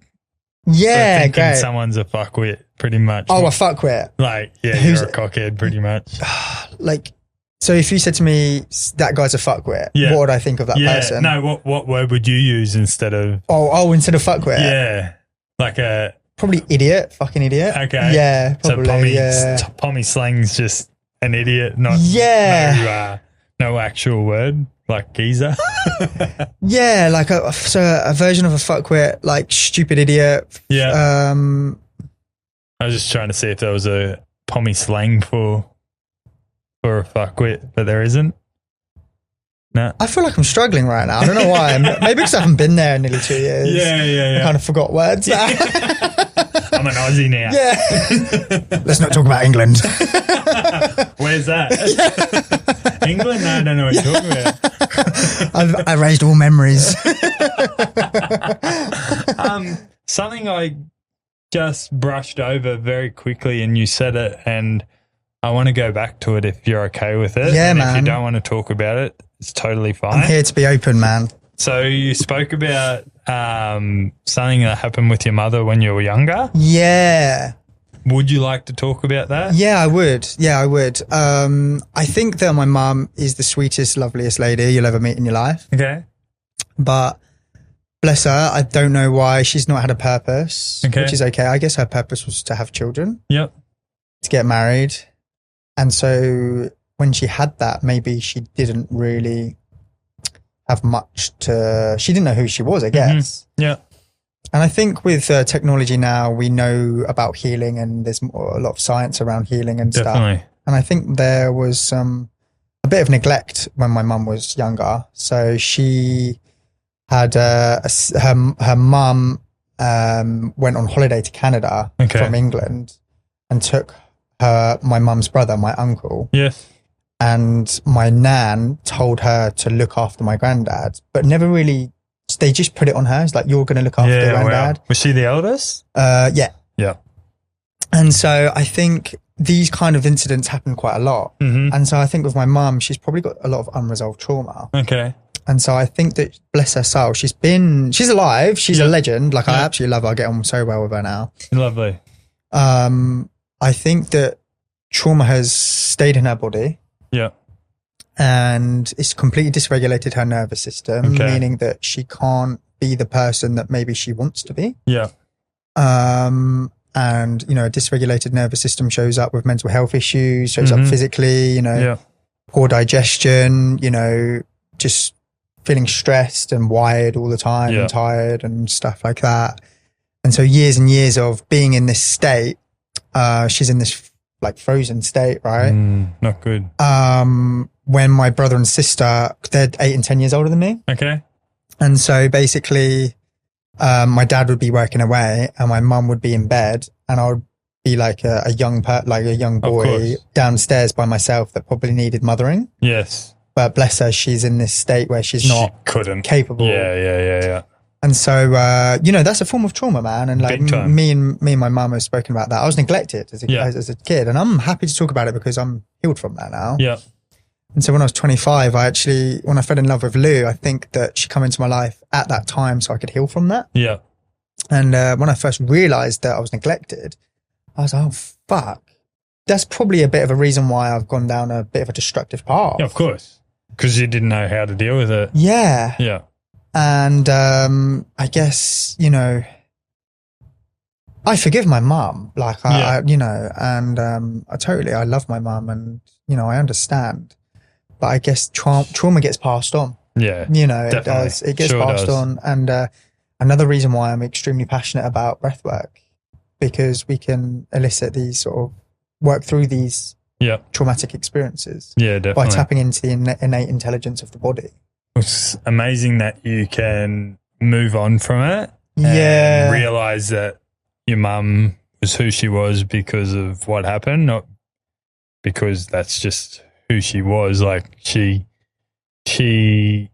had a lot of stress put on her from such a young age too, I'm sure. Exactly. And then it's like you see kids these days that are vandals and whatever it is, crash cars, steal cars, take drugs from a very, very young age. It's because of the environment they're in. And there's only one reason they're like that is because their mother and father or totally they've been in a shit upbringing. Their parents are in jail from a young age and they don't know any other thing than being a shit person. So not to say your mum was a shit person, it was just she didn't have any other way of dealing with what she was dealing with, and she'd had that stress put on her from her parents. Absolutely, man.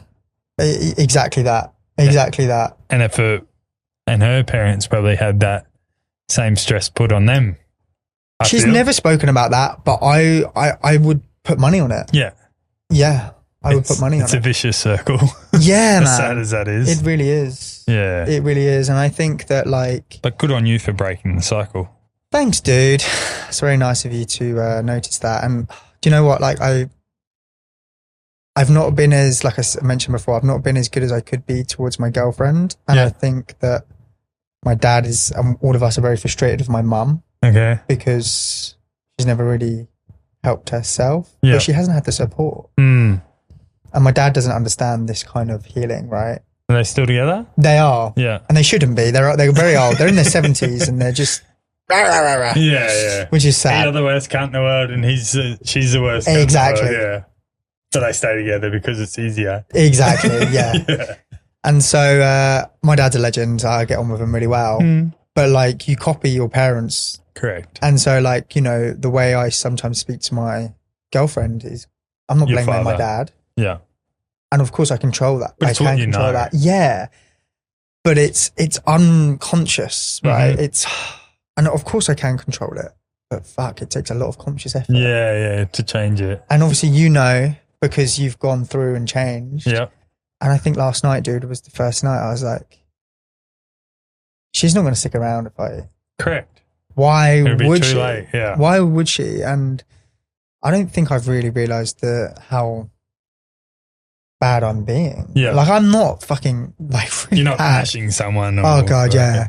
Exactly. But that doesn't make it okay. No, exactly. Well, and I think you'll agree with me here, and I think a lot of people will agree with me. Physical abuse is not good. Mm. Any abuse to a male or a female is not good unless it's in a boxing ring, then it's warranted because it's controlled. But physical abuse is bad in my eyes, very, very bad, and I don't condone it. But verbal abuse is way worse in my eyes. I see your point. Because you can bash someone physically and then that goes away, but verbally, I don't know why I'm fucking using my middle finger here, so I apologize for that. I didn't even really notice. But verbal abuse stays with someone for a lot longer. So true. It just... Yeah. And this is... I've been bad with wording and fucking... And I probably still am. I was yesterday, actually, now that I say that. My first way of dealing with something when I'm frustrated is through physical abuse. So I will verbally bash someone, and then if that doesn't get across, then I will fucking offer to fucking bash the cunt. Yeah. And that's just me speaking. So someone offered and threatened me yesterday with court. Wow. A male? A male. And my first thing was I rung them. I verbally abused them. Yeah, okay. And then at the end of that verbal abuse, and I won't talk about much more than what we're talking about now because Sure. I don't want to because it'll go on the airways and then Totally. So my thing was I verbally bashed them. I cut them off every time they tried to talk to because I wanted to control the situation. And then my aggression went through the roof. And my very first way is if I can't verbally bash you, I'll physically fucking bash you. So as soon as I said my thing, at the end of that, I kept continuously cutting him off. And I said, if we're not going to sort this out over a phone call, I said, fucking, you know where I am. Let's sort it out like men. Yeah. And I hung up on him. Yeah. So, yeah, I don't condone either of those ways, but they're definitely I think verbal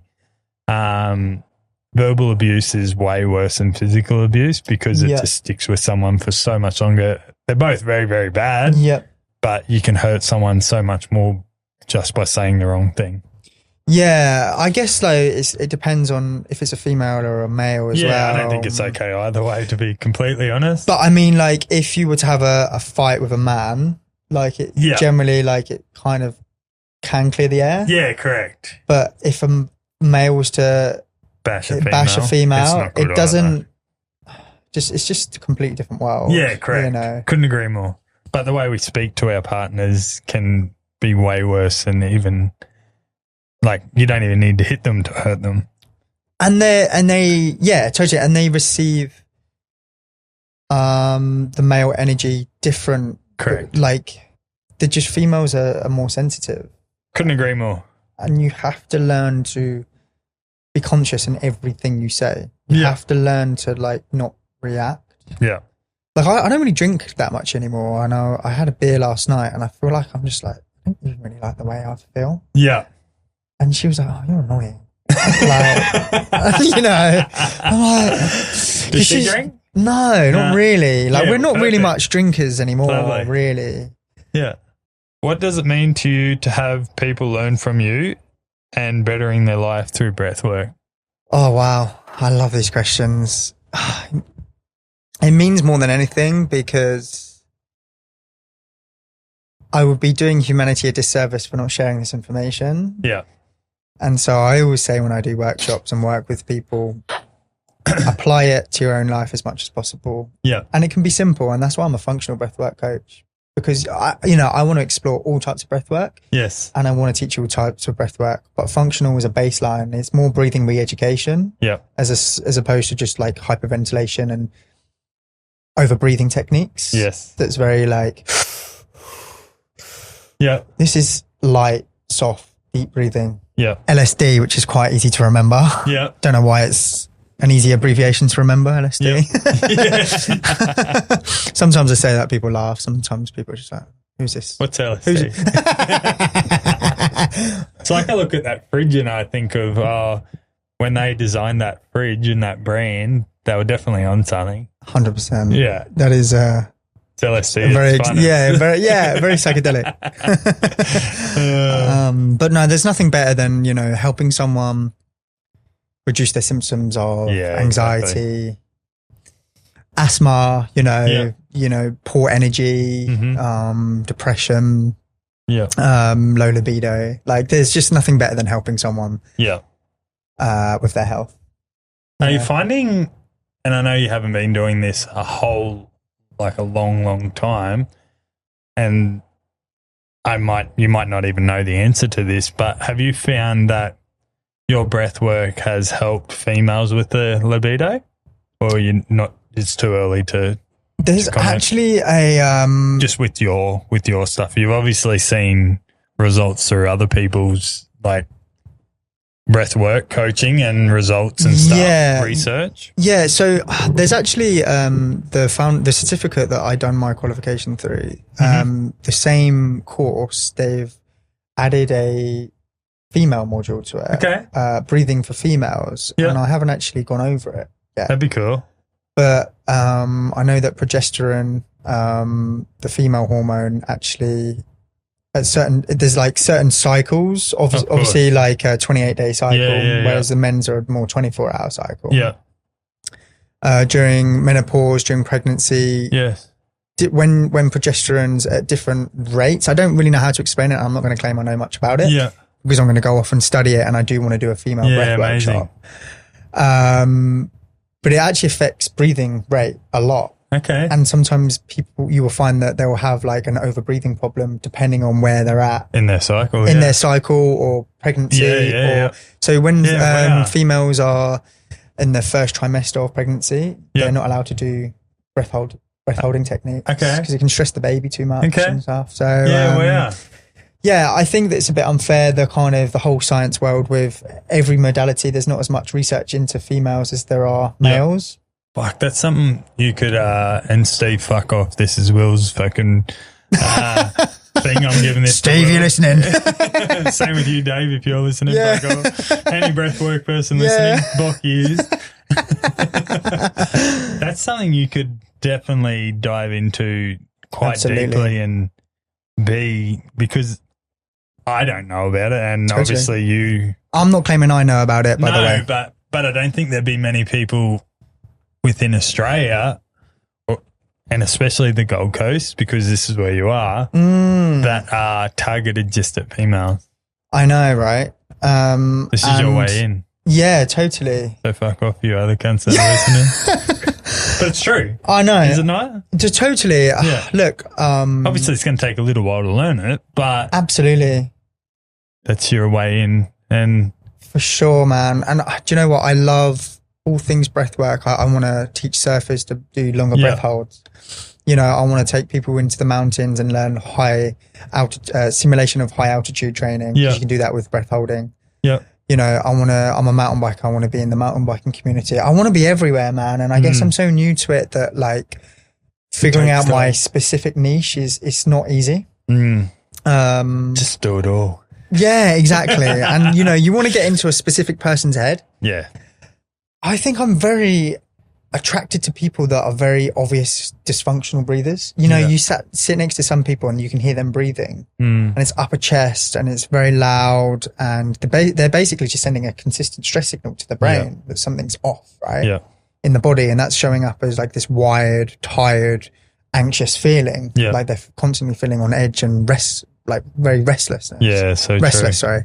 And I want to really be working with people that it can be light and day and night. You know what I mean? Like they're going from like this dysfunctional breathing pattern, working with them over a few sessions, teaching them what functional breathing is and teaching them, you know, breathing light, breathing slow, breathing deep, and then incorporating it with exercise and sleep. Yes. That's what I'm really attracted to, really. Yeah, I like that. Like, you know, I feel not as inclined teaching people that are already health conscious. Yeah.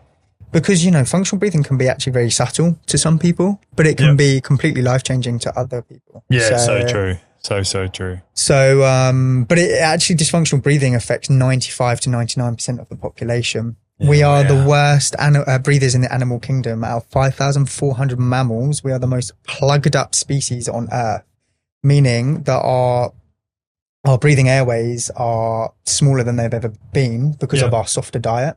So imagine like 10,000 years ago, our diets would be a lot more, you know, chewing on bone, fibrous foods. We'll be chewing all day. And so James Nestor, a famous author, he's a pulmonaut, which is someone who explores breath for exploration and transformation. He's an expert in the breathing world, right? And he's got this book called Breath, The New Science of a Lost Art. Okay. And he goes into anthropology, which is study of humans. He goes into archaeology, you know, he goes into like the history of breath work and modern science and stuff. Wow. And he goes to Paris, into these catacombs, this biggest cemetery, one of the biggest cemeteries in the world. And there's millions and millions of skulls. And he notices that. And they're all breathing. They're not breathing anymore. Why? I need to help them. Oh, this is funny. No, you're right. That's funny. And some of these ancient skulls are twice as big as modern skulls. Okay. Wow. And that's because our diet has got softer and softer because Not we as would be strong. chewing constantly. And so our cranial skeleton would come a lot bigger. Yeah, bigger. Yeah. And so our teeth, our ancestors' teeth were straight. We didn't have small, crowded teeth. Yeah, wow. And so obviously with a smaller mouth, smaller airways causes dysfunctional breathing patterns. So it's an issue with the modern world. And like in dentistry as well, a lot of dentists are going to be extremely horrified in the future by ripping out people's teeth because it's actually making the mouth smaller and smaller, and this is affecting our breathing. Yeah, wow. And a lot of dentists don't even know about this. Yeah. And so we live in a world with malocclusion, which is an overbite or an underbite. Our jaws don't quite align. And so, there's a lot going on there. Yeah, I've got an overbite, I think. Yeah. Yeah.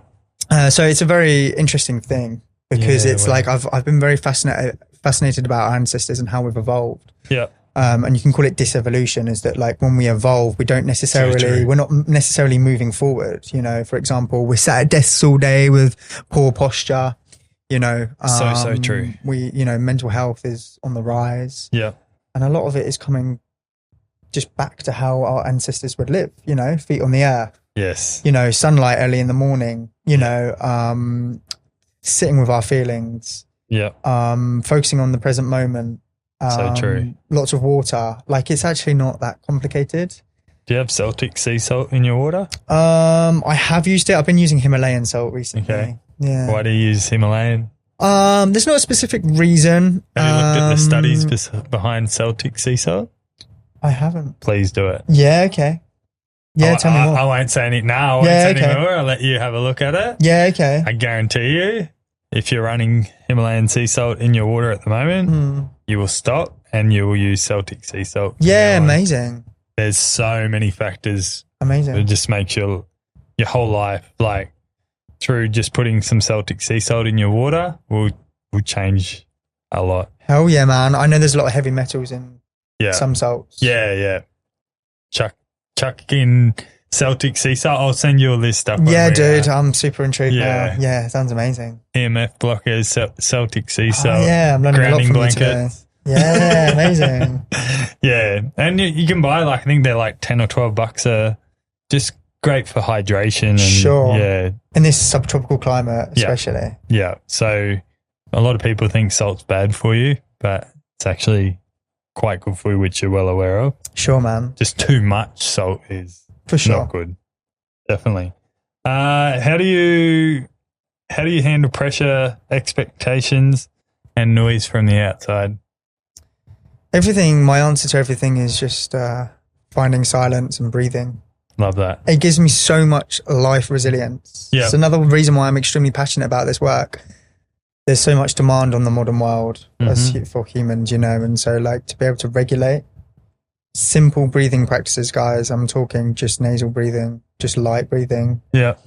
Breathing in, breathing out for longer than you're breathing in. Yeah. Having some time to yourself. Love that. Yeah, just learning to build a resilient nervous system. I actually saw a thing the other day, and it was our life and our body and our mind has become so dependent on noises. So say the washing finishes, the washing machine makes a noise. True. The fridge door's open for too long. Not everyone's fridge is like that, but the fridge will make a noise. Your air fryer's finished, it makes a noise. You don't even realize it. Yeah. Our alarm goes off, it makes a noise. For sure. Our bodies become so dependent on noise and reliant on things that need to be done through noise. Really good point. So true, isn't it? It's a really good point. You don't realize it until I say those things down. Yeah, for sure. But there's frequencies we talked about earlier through, like, a lot of people probably haven't seen this side of me, and it's coming out because I'm here with you and we're on the same kind of journey in life. But yeah, you probably haven't noticed that, and a lot of people that will watch this won't notice it either. But so many factors are through noise in our body, and so true. Yeah. It's weird, eh? You know what, dude? I constantly think like, God, this is hard. Like, life is hard right now, and I don't even have children. I don't even have a screaming baby. You know what I mean? Wait till that happens. Well, you have sex to have a baby. Yeah, that's very true. I was chatting to my friend last night and we were talking about kids, as I said earlier. And I was like, dude, you can't get a male pregnant. No. Well, maybe you can. Yeah, maybe in the future you can. You Back to me. You faggot. I think you guys love the word faggot, do you? We do, yeah, because the Aussie carpenter has been calling me a faggot recently. Yeah. Like, you bloody English faggots. Yeah. Oh, no, It's just like you're bagging out someone in a way. You what, them a sorry? faggot. Like bagging, bagging is a Aussie slang as well as like I've not heard that. taking the piss pretty much. Bagging? Yeah, Okay. bagging someone out. Yeah, okay. So it's like taking the piss, and you know what that means, don't you? Yeah, Like, for sure. yeah, We say yeah. that. Yeah. Yeah. So him calling you a faggot is taking the piss in a way. Like, Yeah, he's for sure. just- Yeah. I don't take anything to heart, really. Nah. Like, I'm a man. I'm a real boy. Oh, too good, man. I'm having a lot of fun right now. What have you learned about yourself through breathwork? How clear the mind can be. Yeah, I love that. You know, like even just like goal setting is easier. Yeah. Handling, when I had a dysregulated nervous system, I couldn't go more than 2 months working full time. I was a Yeah, mess. wow. Now I'm like 4 months in and I'm like, yeah, I could do it for holiday, but I can keep going, Yeah. you know? Yeah, I love that. But yeah, I would say like, you know, goal setting, clarity, feeling accepting of yourself and trusting. And it's that feeling of connecting to your higher self that Yeah. is quite unexplainable. It's personal, but it feels like something greater out there is guiding you. And Definitely. there's more to this reality than what we can see. There's something out there that is ultimately this light. And I think definitely. that the more we can, I was chatting to Steve, another breathwork coach, by the way, if you guys didn't get the gist of who Steve is. Yeah. I was chatting to him about this about a month ago on Instagram. I was like, dude, the more I do breathwork, the better I feel. And he's like, absolutely, bro.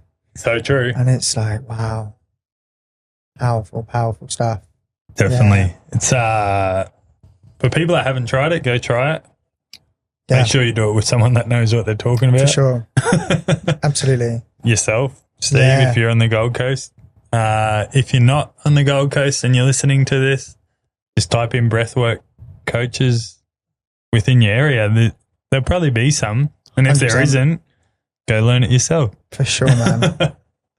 Yeah, We live in a world of access to information, you know. You can so- watch it on YouTube. Totally. Yeah, that's what you should start doing. Do a little YouTube thing. Oh man, you know, I've got a story. We've all got a story, like you said before the Yeah. camera started rolling, and I think people will be interested Definitely. because I healed myself from mental health issues, man. Yeah. It's just having the time to do it, hey? Totally. Where are we up to? Can you share a pivotal moment where you knew you're on the right track? And it doesn't need to be through breathwork, but if it is, What else is there other than breathwork, mate? true. Yeah, I would say coming to Australia, back to Australia, it was like, fuck, come back home. My girlfriend is as passionate about this country as I am. Amazing. Love Australia. And I guess being on the Gold Coast, like, Yep. there's so much going on here. There is. It's wild. You know, not only is it subtropical climate, Yeah. it's not quite hot enough to be like crocodile territory, And which it's is not positive. And it's not cold. Yeah. You know, I'm not a surfer, but I would love to get into surfing. Yeah. You know, there's surfing. There's obviously like the beach life. There's creeks. There's the waterfalls. mountains. There's little mountains. There's rainforest. There's mountain biking. There's everything. There's shopping centers. There's yoga studios. There's Yeah. gym studios. There's everything. There's good food. There's good Yeah. people. It's a crazy place to be, It is. man. Like, fuck, I'm so lucky to be here. You said you travelled around Australia Yeah. with you and your lovely Lou. Yeah. Where's the best place you've been in Australia other than the Gold Coast? Do you know what? There's this waterfall called Ladies Bath Falls near where you're going to be moving to, Okay. dude. Do you know Bright? I do, yes. Yeah, I'm pretty sure it's Ladies Bath. It's right at the bottom of Mount Buffalo. Okay. And you keep going up this mountain, and then there's Rollison Falls at the top, towards the Mount top. Buffalo Road, Bright, Victoria. There you Dude, go. Ladies Bath Falls. Check that image out. The nicest waterfall I have ever seen. Yeah, that's it. It is Wow. actually insane. Look at the here we photo of the bridge. That's European. I think there's like a bridge as well. Like, Okay. and you've got all these like ferns. Like that? Yeah. Yeah. Find the image of the. That's. Oh, shit. These aren't wow. doing it any justice. That's a bigger one, but the one at the bottom with the bridge. Maybe type in bridge. Let me see if I can find it. I'll just keep scrolling. But yeah, it's unbelievable. It's just so picturesque. I'm going to see how far that is from Albury. About an hour and a half, 2 hours. Yeah, man. Fuck off. Yeah, because I used to live there for I was there for 6 months, right? And we used to go on like excursions with all these South American people that I met. That was a fucking cool 1 time. hour, 22 minutes. Yeah, there you go. There you go. Hour and a half. It's near Wangaratta, sort of, kind of. Wangaratta, mate. It's actually right near Bright. It's just outside of Bright. Bright's an amazing little place. Got an amazing mountain biking there as well. You've been there? That's super funny. Yeah, look. Wow. Man, it doesn't even do it any justice. But when you see the waterfalls, you just walk over here and you can see this little mini waterfall, and it's just so picturesque. The photos make it look shit. So that was probably one of the loveliest places you've been to in Australia? Yeah, for sure. It's up there. And I've seen a fair bit along Queensland, New South Wales and Vic. I've not been to any other states as of yet. Where's the weirdest, some characters you've seen along the way? I lived in Gympie before moving to the Gold Coast. Yeah. Gympie's, pretty interesting. Yeah, so I moved there for a solar farm. There's a few Methanies there. Oh, dude, yeah. Full of characters.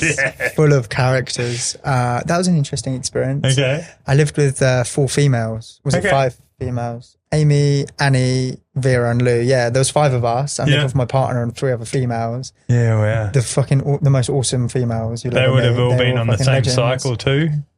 Girls usually sync up. Yeah. I don't think every single one of them was, but I know some of them was in the same cycle with Lou. Yeah. It didn't feel like I was living with women actually, because they're just like, some females are like a bit tomboyish and they're just super cool. Yeah. French girl, a girl from Taiwan, and an English girl. And it was such a cool fucking experience, man. It was fucking awesome. One big bed with a mirror, and 7 cameras. Yeah. I was a busy man. My hips are sore. No, if they heard that, they'd be like, no, they're my really good friends. They're back on solar farms right now. They might listen to this. Yeah, I know. They're like, ugh.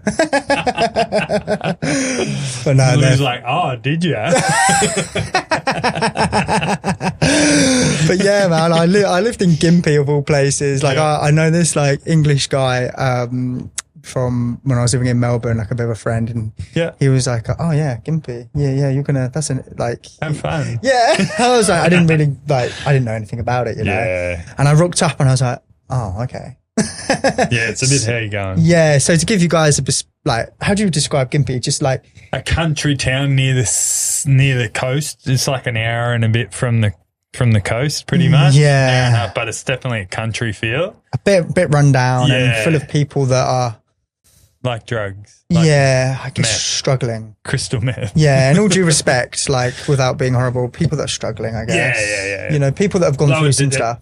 Demographic. It's probably the best way to I guess put it across.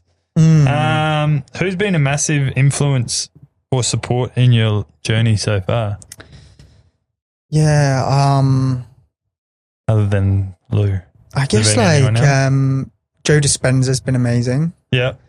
I guess he's just on a mission of raising the collective consciousness. Raising people's energy in simple terms, getting the best out of people. Yeah, lovely. I've been listening to Greg Braden a lot recently. Okay. He's a scientist, kind of falls into the same realm of spirituality, science meets spirituality. Yep. Talking about heart and brain coherence, talking about our ancestors. Love that. And talking about some super fascinating things that have been completely and utterly blowing my mind. Amazing. Scientist called Greg Braden. He's fucking amazing. I'll have to look him up. Yeah, he's super cool. How good. How do you juggle doing your trade Yeah.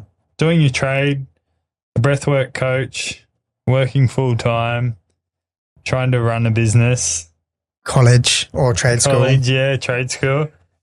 And everything else that goes on behind the scenes. How do you juggle it all? Yeah, so like my weekly routine is work Monday, Tuesday, Thursday, Friday, college on Wednesday, working out a little bit in the evenings. Yep. Breath work every night, pretty much every night. And then on the weekends I've been doing some Uber delivering as well. Nice. I'd say Saturday and Sunday mornings I'm kind of free. Okay. So I chill out then. During the week, leaving the house at 5:30, working until 3:30, getting home around 4 or 5. Yeah. Chilling out for a little bit, getting addicted to my phone for too long. Yeah. And then, I would say that's kind of my weekly routine. And then on the weekend, going to the creek because it's close by. It's a 10-minute drive. Yeah, nice. Jump in the water. Yeah, get off your phone. Does Lou come with you? Yeah, she loves the water, man. Yeah, lovely. She lived in Burleigh before I met her. Okay. And she just persuaded me on moving to the Gold Coast before I even got here. I was like, I'm sold. Let's go to the Gold Coast. So is that something you need to do with her more often is hit the water? Yeah, that's a great point, man, for sure. Yeah. I think I don't know, life has been so crazy. I've been so driven about being a breathwork coach. I need to slow down. Yeah. Where do you want to be in the next 5 years? Oh, dude, this is amazing. I think maybe some children. Okay. And having enough sort of serving enough people. Yeah. Having enough of an income or being very close to having enough income to kind of, I'm not striving to be super wealthy. Yeah. But I want comfortable. I want to be comfortable enough that I can just go out mountain biking when I want. Yeah. Or not when I want, but working 20, 30 hours a week. Yeah. And serving people and getting real amazing results for people. Yeah, lovely. And just serving as many people as I can, I guess. So the second part to that question is, how do you get there? This is amazing. Keep doing what I'm doing. Lovely. Just keep getting in front of people, keep getting out of my comfort zone, keep being consistent with social media. And just keep loving the journey, just love the journey and God is never going to give us anything that we can't handle. So true. So true. Have faith in yourself. Trust the process. Love that. Commit to it and just know that I am committing to giving value to people. Yeah. Yeah, man. Love that. How do you stay focused and motivated? I think I'm passionate about being in Australia because of the climate, of the people, of the scenery, of the wellness space. And I've got a lot of purpose through serving people through breathwork, and so that's what keeps me sane. And I'm so bad at switching off. I just want to I'm just go, go, go. You know what I mean? I'm either breathing or doing yoga or working out or going out on my bike or. I'm a big overthinker myself, so that revolves around all that for sure. Yeah. And I am just I just want to fucking go. Yeah. I've just got this engine in me and I'm just what was one of the questions that you asked actually during the one of the men's groups was if you're an outsider looking in, what would you say to yourself? I think it was just fucking go for it, man. Yeah. You want to travel loads, you want to serve people. Oh, that was last week. It was, wasn't it? Yeah. Oh, last one. Last session, 2 weeks or whatever it was. And the question was, if your life was a movie, what would people if your life was a movie and people were watching it, what would people say? That was it. Yeah. What a powerful question. Yeah. I have some very good questions on those, but I never bring them here. Oh, dude, it's so powerful. I love being a part of this men's group. Yeah. Yeah, I guess just go for it. Being in Australia and, I do want to. I found the questions. Yeah, sick. So the first one was, if your 10-year-old self could see the man you are today, what do you think he would be proud of? And what do you think would break his heart was one of the questions. Yeah. And what would your audience be saying if they're looking at the screen? So if we were watching your life, what would the audience say? Commit to the path. Yeah. Keep doing what you're doing. Yeah. So You that know. was the one you were talking about. Yeah, that man. second one. They're both pretty deep questions. They usually are pretty deep questions too that I ask because I like to make people feel uncomfortable. And Love that. when we used to do it and when you first started coming, I think you come to the first one. Anyway. I did, yeah. We used to do it with a person, so we used to pair off. I remember. And that was okay because people felt a little bit uncomfortable because they were talking to someone that they'd never met before, and I'd make sure that you were never with the same person. You guys do an amazing job. But what I've done now is I've made it even more uncomfortable for people. You have. Is now you have to talk in front of everyone. Yeah. And we're not that we're standing up in front of everyone. We're in a circle, sitting on the sand. So it's pretty relaxed, but you still feel quite uncomfortable. For sure. When you do it. And I feel there's so much more meaning in behind it because now you're talking to everyone and people talk as deep as they want or they just sugarcoat over it and then quickly moves on to the next person. So it gets people vulnerable and uncomfortable, and I think it's very good that people are coming out of their shells a lot more too now. I love it. Yeah. I love it. Like it doesn't really faze me too much. Nah. Like, But some people it does. Big time, yeah. Like I enjoy that shit. Like I like it when people in our group that have struggled with that previously. And Brody won't mind me saying he was one that used to struggle to talk in front of people, and you look at him now and he's fucking kicking ass, and Bubbles is the same. What great people, man. We got a pretty cool bunch there. Really do. And I hope it continues when I leave. Oh, for sure, man. You're leaving a legacy. Come up here and bash some people if it doesn't. I'll bash them for you, mate. So good. Let's dive into some really, really hard. Yeah, let's questions. go. Oh, funny ones. Yeah, cool. They're hard though. Trust me. They're very hard. Who was one person you'd love to do breath work with, dead or alive, and why? One person you can pick. Oh, my best friend that died. Okay. Yeah, like he struggled with mental health a lot. Okay. He was like just imagine this guy that's what was extreme. He's Tom. Imagine a guy that's like, yeah, thanks, man. Like, I couldn't be on this podcast without mentioning him. Like, he died a couple of years ago, and he's such a character, extremely profound individual, an amazing listener, extremely talented, very musical, very creative. Lovely. A very warm soul. And bless him, he couldn't get a grip of reality. And I think a lot of it is coming from unhealed trauma. Yeah. And I'm a firm believer that if he found breath work, I can't say this, but I feel like it could have saved his life. Could have helped him at least. At least helped him, you know. And we would have the craziest drug experiences together, just me and him. Yeah. Taking psychedelics and all sorts of compounds that I'm not, proud of. Yeah. But the memories you have with him. Yeah, like I think, having those altered states of consciousness with someone that is deeply spiritual and having some extremely profound experiences. Breath work with him would be amazing. I was very much needing to be healed at the time. And so if I could have found breathwork at that time and helped him elicit some emotion, maybe he could be here now. That'd be cool. Yeah. When you meet him in that next realm, I'll show him then. Yeah, correct. I'm coming for you, Tom. Love that. You're stuck on a deserted island. Yeah. What 3 things are you bringing? Oh, I've actually never thought about this question. You've heard it before, but thought about it. A water bottle. Okay. Water bottle. Water bottle. Geezer. I love how you guys say that, water bottle. I bring my water bottle. The Aussie bloke at work's been saying that to me, actually. Water. Because that's how you say it. Yeah, go, water.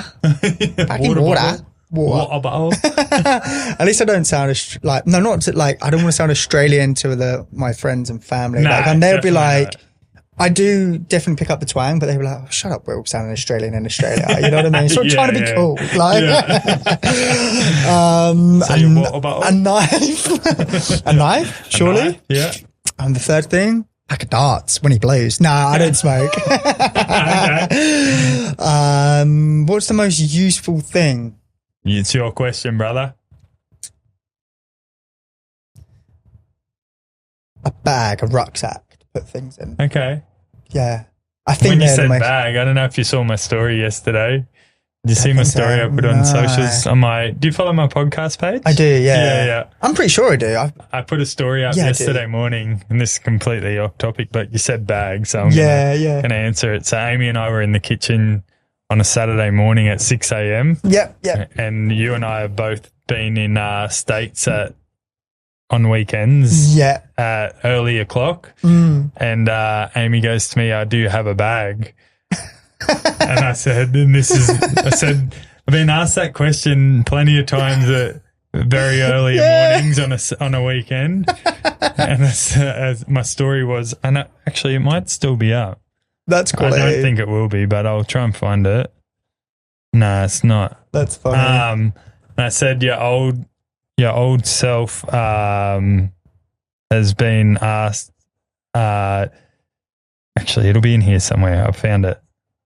Sorry to go off topic, guys, but I need to play it because this is funny. It's I can't believe you run through your bloody surface in your budgies. There you go. That was funny, bro. Yeah. That was amazing. That was full send. That was full commitment. I'm impressed. The video here, and I do have it on my phone here. Or do I? Yeah. When you're in the kitchen at 6 o'clock in the morning and your fiance asks you if you've got a bag and your old self goes to check your pockets and then you realise she's actually asking if you've got a shopping bag. That's fucking amazing. That's viral shit right there, dude. That's really cool. Ask you for a bag, but she was talking about a shopping bag. That's amazing.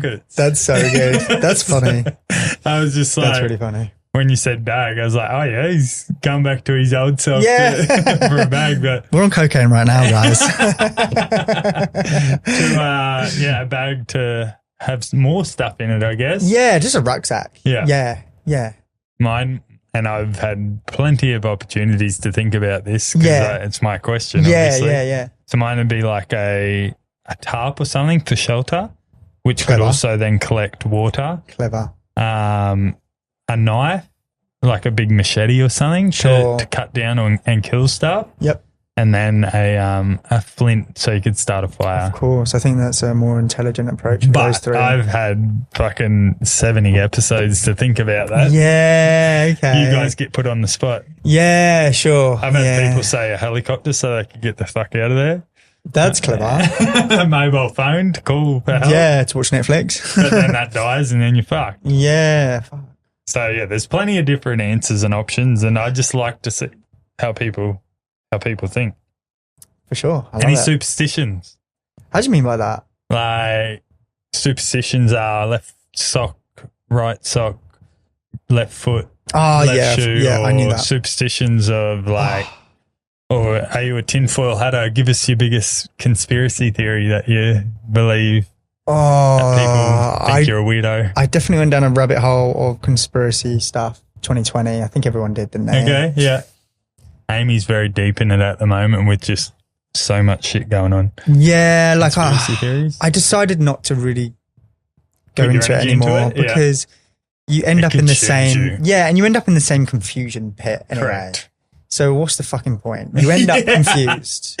Couldn't agree more. And you can make anything sound believable. So true. So I kind of don't really... No superstitions? No, I don't think so. No? Not consciously that's kind of springing to my mind. You just have your routines that you do. Yeah. Yeah, I like that. If you could swap lives with one person for one day, dead or alive, who would it be and why? Probably Travis Pastrana. Oh, nice. I like Travis. Just because he's a fucking lunatic. Just because he does the craziest, wildest shit. And he's actually a very smart businessman as well. Yeah, I've not really thought about it. I'm not really considered. Okay. Well, Nitro Circus. True. Yeah, and that's very successful. Yeah, true. And you've seen his ranch that he lives on. Pastrana Land. Oh, God, yeah. It's not the tiniest place. Yeah, I know. So you have to be pretty switched on financially to have what he's got. True. So you could live out his business side, but also his adrenaline side in one go. That's a great answer. A great answer. Yeah. I like it. I mean, I definitely am an adrenaline junkie. If not, I'd be like some pro mountain biker. I don't know who. Yeah, okay. Exactly. Has the Poms got a big mountain biker that comes to your mind? Yeah, probably Sam Reynolds. I met him a few times. Okay. Yeah, nice. Yeah. He does like FMX tricks. I do, yeah. He does them on mountain bikes. And I think that's super cool. That is. Big like extended Supermans. Yeah, I love that shit. I think like a sidewinder, when you're the other side of the bike and you let go. Yes. And you grab the bars and jump back on the bike. Ryan Willie. Willie. Yeah, Willie. Yeah. He lives near here, doesn't he? He's at Sunny Coast. Yeah. I know. I've got a friend who bumps into him every now and then. Yeah, nice. In the skate park. He's a lunatic. Like, freak. Yeah. Travis Pastrana says he's the best action sport athlete alive. Okay. I've heard Travis say that. Yeah, wow. Well, he's been to Travis's and done some. Yeah. I think he was there with Tony Hawk a while ago. Yeah, did you see that? I didn't. Yeah, and Tony Hawk was blown away with how good he was. Okay, cool. Yeah. How old is Tony now? He's 50s, isn't he? Easily. He'd have to be. And he still sends it? Yeah. Yeah, legend. Still a freak. What a freak. How good. Your life has a theme song. What is it? Oh, wow. Do you know what? I actually don't really know. That's all right. We don't have to play one. Yeah. It's all good. We don't have to play one if you don't have one. No, I'd love to know that answer. I feel like I could find one fairly quickly, but right now, off the top of my head, no, I don't know. That's all right. It's all good. Yeah. How do you sandal? That's not the question I was trying to read out. How do you handle setbacks and moments of doubt? I think I'm really realizing that manifesting is. I'm huge into manifestation myself. I think a lot of it is fucking bullshit because it's like, just think and feel your way to your future, but not speaking about like the hard times where you're doubting yourself and you're like, it's hard and you want to give up, but that's a part of the process. Yeah. And I think that like right now, I'm finding life really hard. Mm-hmm. But look, from an outside perspective, everyone will be like, just keep going. Yeah. So like, just knowing that like the things are going to come true. Yes. Because like, I'm already in front of people, talking to people, and like the workshop I did yesterday, right? Mm-hmm. There were 6 people from the first workshop. Lovely. And I'm like, fuck yeah, man, I'm doing something right. You know what I mean? So true. And so I'm only basing off like the science and the stuff that I've learned, which is like, ultimately helping people change their lives, and it's backed by science, a lot of it. And so like, I'm only repeating that. Yeah. But it works. So what was the question again? How to handle setbacks. Yeah, that's right. I think that moments of doubt. I'm going through a lot of doubt. Like yesterday, I kept saying to Lou, my partner, I was like, oh my God, that workshop was shit, wasn't it? And she was like, no, it wasn't. And I'll tell you if it was. And then when I look back on the footage, I was like, that was really good. Yeah. But like, I think when you're stressed, you doubt yourself more. Yeah, you do, definitely. Couldn't agree more. And so like... it's okay to doubt yourself too, because it's normal. Yeah, it is. And it really is. But I think I'm quite natural at talking in front of people. Yeah. I love doing this right now. This is super fun to me. It is. Like... You're doing very well. And what I've seen of you do, not only with the men's group, but the stuff you put on social media, it is who you are. Thanks, man. And it doesn't look like manufactured, or it doesn't look fake or anything like that. Yeah. Yeah. Cheers, dude. I appreciate that. It's just who you are. Yeah, man. And I think that from the day I met you to the day now, like, you're the same person in my eyes. Legend. Yeah. Likewise. Yeah. It is. You are who you are, and people will find out if you're not who you are very quickly. It's true. I'm a firm believer in that. Yeah. Yeah. So be proud of what you're doing and Thanks, keep man. grinding. Likewise, man. I appreciate the wisdom and the warm words. If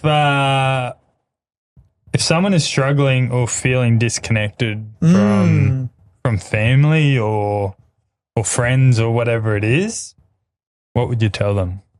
Slow down. Okay. Maybe you're too busy. Okay. What's going on in your life? Slow down for a while. Have some time to reflect. Mm-hmm. Who do you need to reach out to and why? Why are you feeling disconnected? I love that. Yeah. I love that. What's something people don't know about you?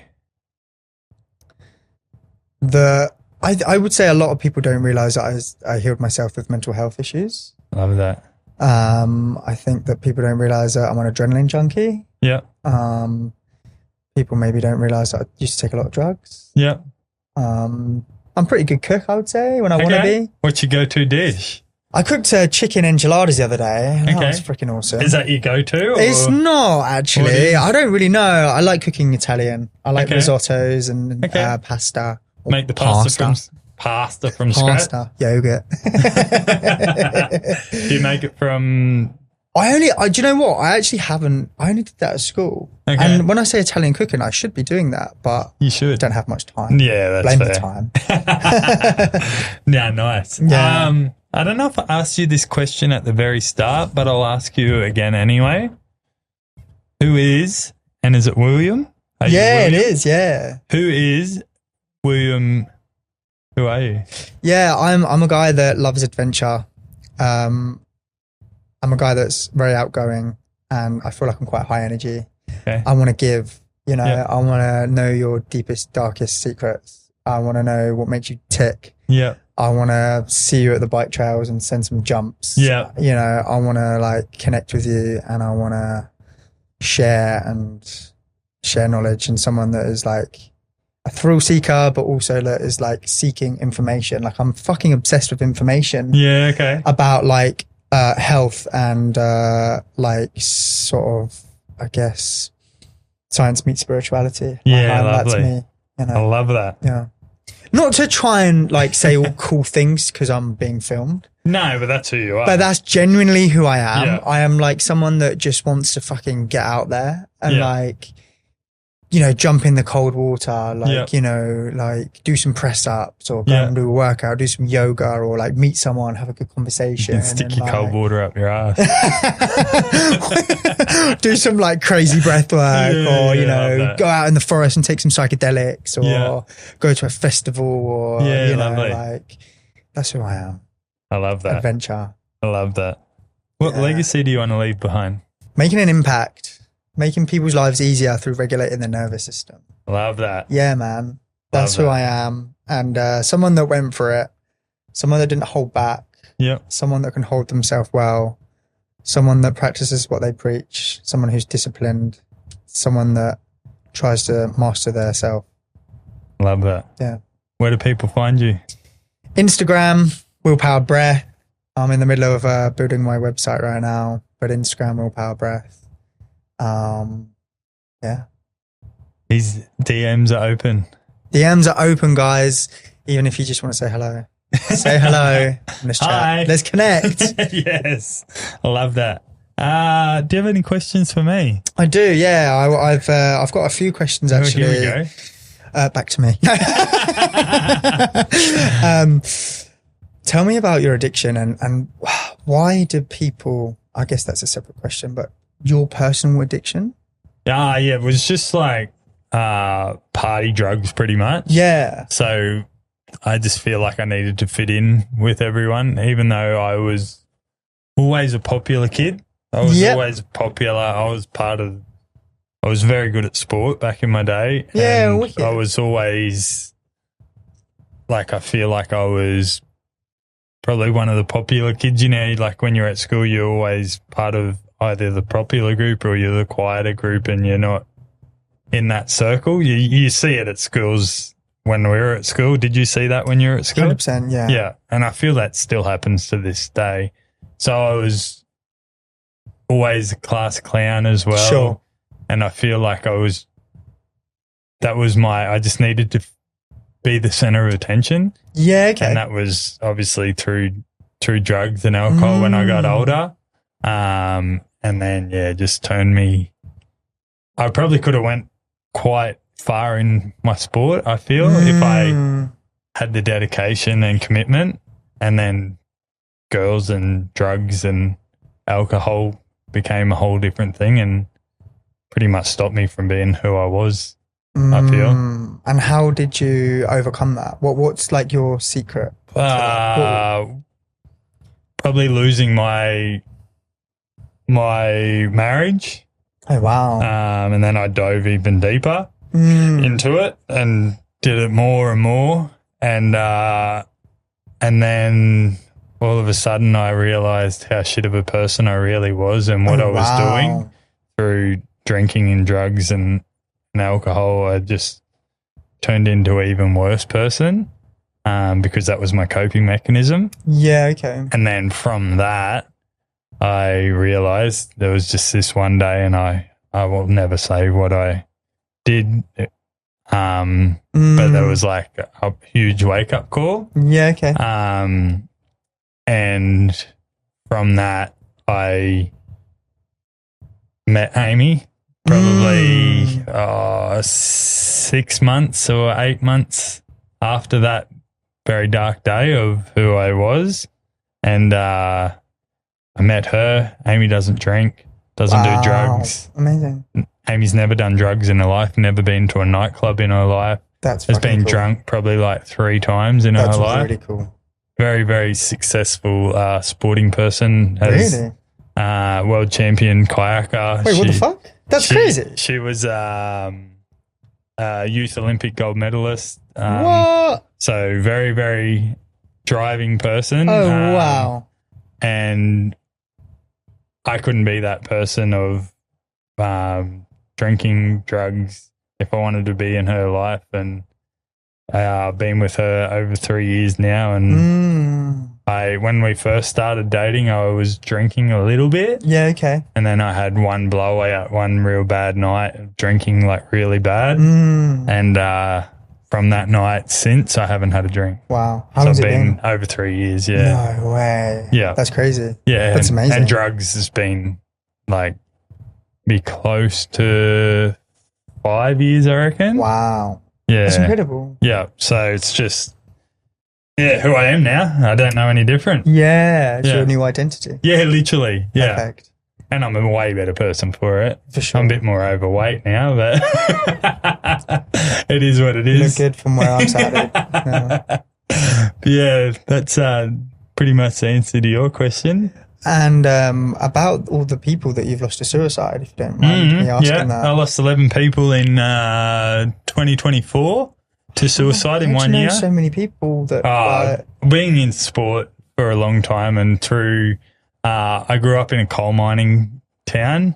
A lot of people that don't know coal mining industry, you are either away from your family for, say, 7 days at a time. So you're working 12-hour shifts and then you go back to accommodation. So all your food and everything's supplied. When these people aren't working in the mines, they are usually drinking, on drugs, gambling. They're the 3 things that people do when they're earning very good money. And if they don't have partners, or if they do have partners, it becomes a breakdown for people in the coal mining. So their relationships break down. When relationships break down, they turn to alcohol, drugs, gambling, and then they get in this vicious circle of that's all they do. And then they get too deep and they feel like they can't get out of it. And then they either kill themselves or whatever it is. And I had 11 people in 1 year. That's unbelievable. In 2024 it was. So not last year, the year before. That is unbelievable. Killed themselves, yeah. Wow. And that's the main factor why I started this podcast, was to give people a chance. The very first question I asked you when you sat down on this couch once we press record was, how's your mental health? Yeah. I'm the bloke that's been in people's group chats and DMs for years and years. Amazing, these 11 people that died, I was in their DMs. They were in group chats. They're not here now to fucking back me up, but I continuously would ask that question, how's your mental health? And they were the blokes that would always be happy and never fucking say anything. And yeah, so that's the main reason why I started this. But just to give people an opportunity to tell their story too, because everyone's got a story. And if I can sit down, we're just clicked over 2.5 hours nearly. Unbelievable. And can't believe how long it's been going. It feels like 5 or 10 minutes. I know. And this is wild. And it just gives people an opportunity to tell their story, to hopefully help someone that's struggling with whatever it is, if they're struggling to regulate their anxiety or whatever it is through breath work, or if they're a very successful business owner and how they got to where they are and the struggles they had to do to get to where they are. And absolutely. Yeah, everyone's got a story.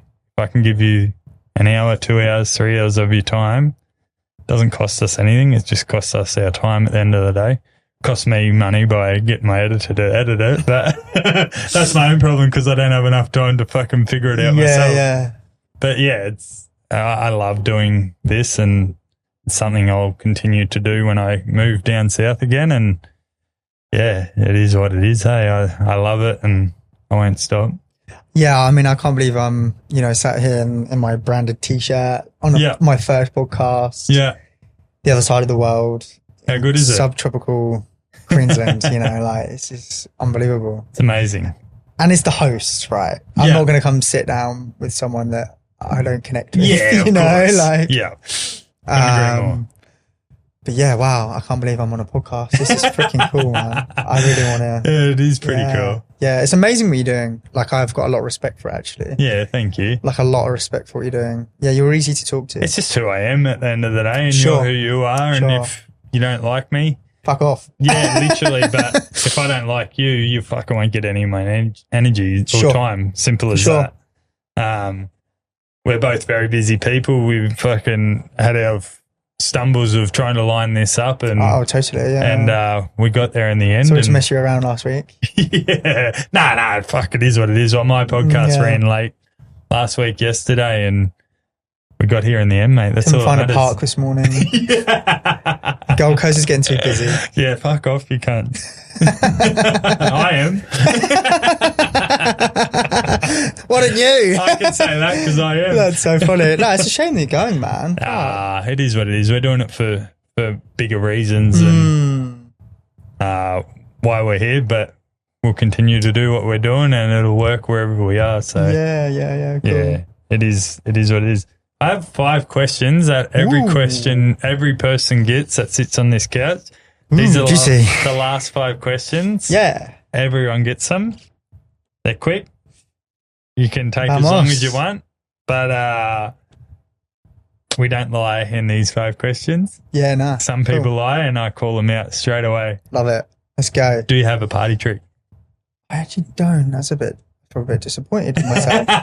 You don't have a party trick? No. I can do this. That was just like fucking water. That was cool. That's really impressive. I like that a lot. My friend Tom used to put a nail up his nose. Okay. Honestly, it doesn't hit your brain the way people think it's gonna. Yeah. I can't remember if it come out the same nostril. Probably would have. Yeah, it would have. Yeah. But yeah, that was cool. Okay. But I can't claim one myself. Don't have anything? No. Not off the top of your head? No. I feel a bit disappointed. You can calm your nervous system through breathwork. That's your party trick. Yeah, exactly.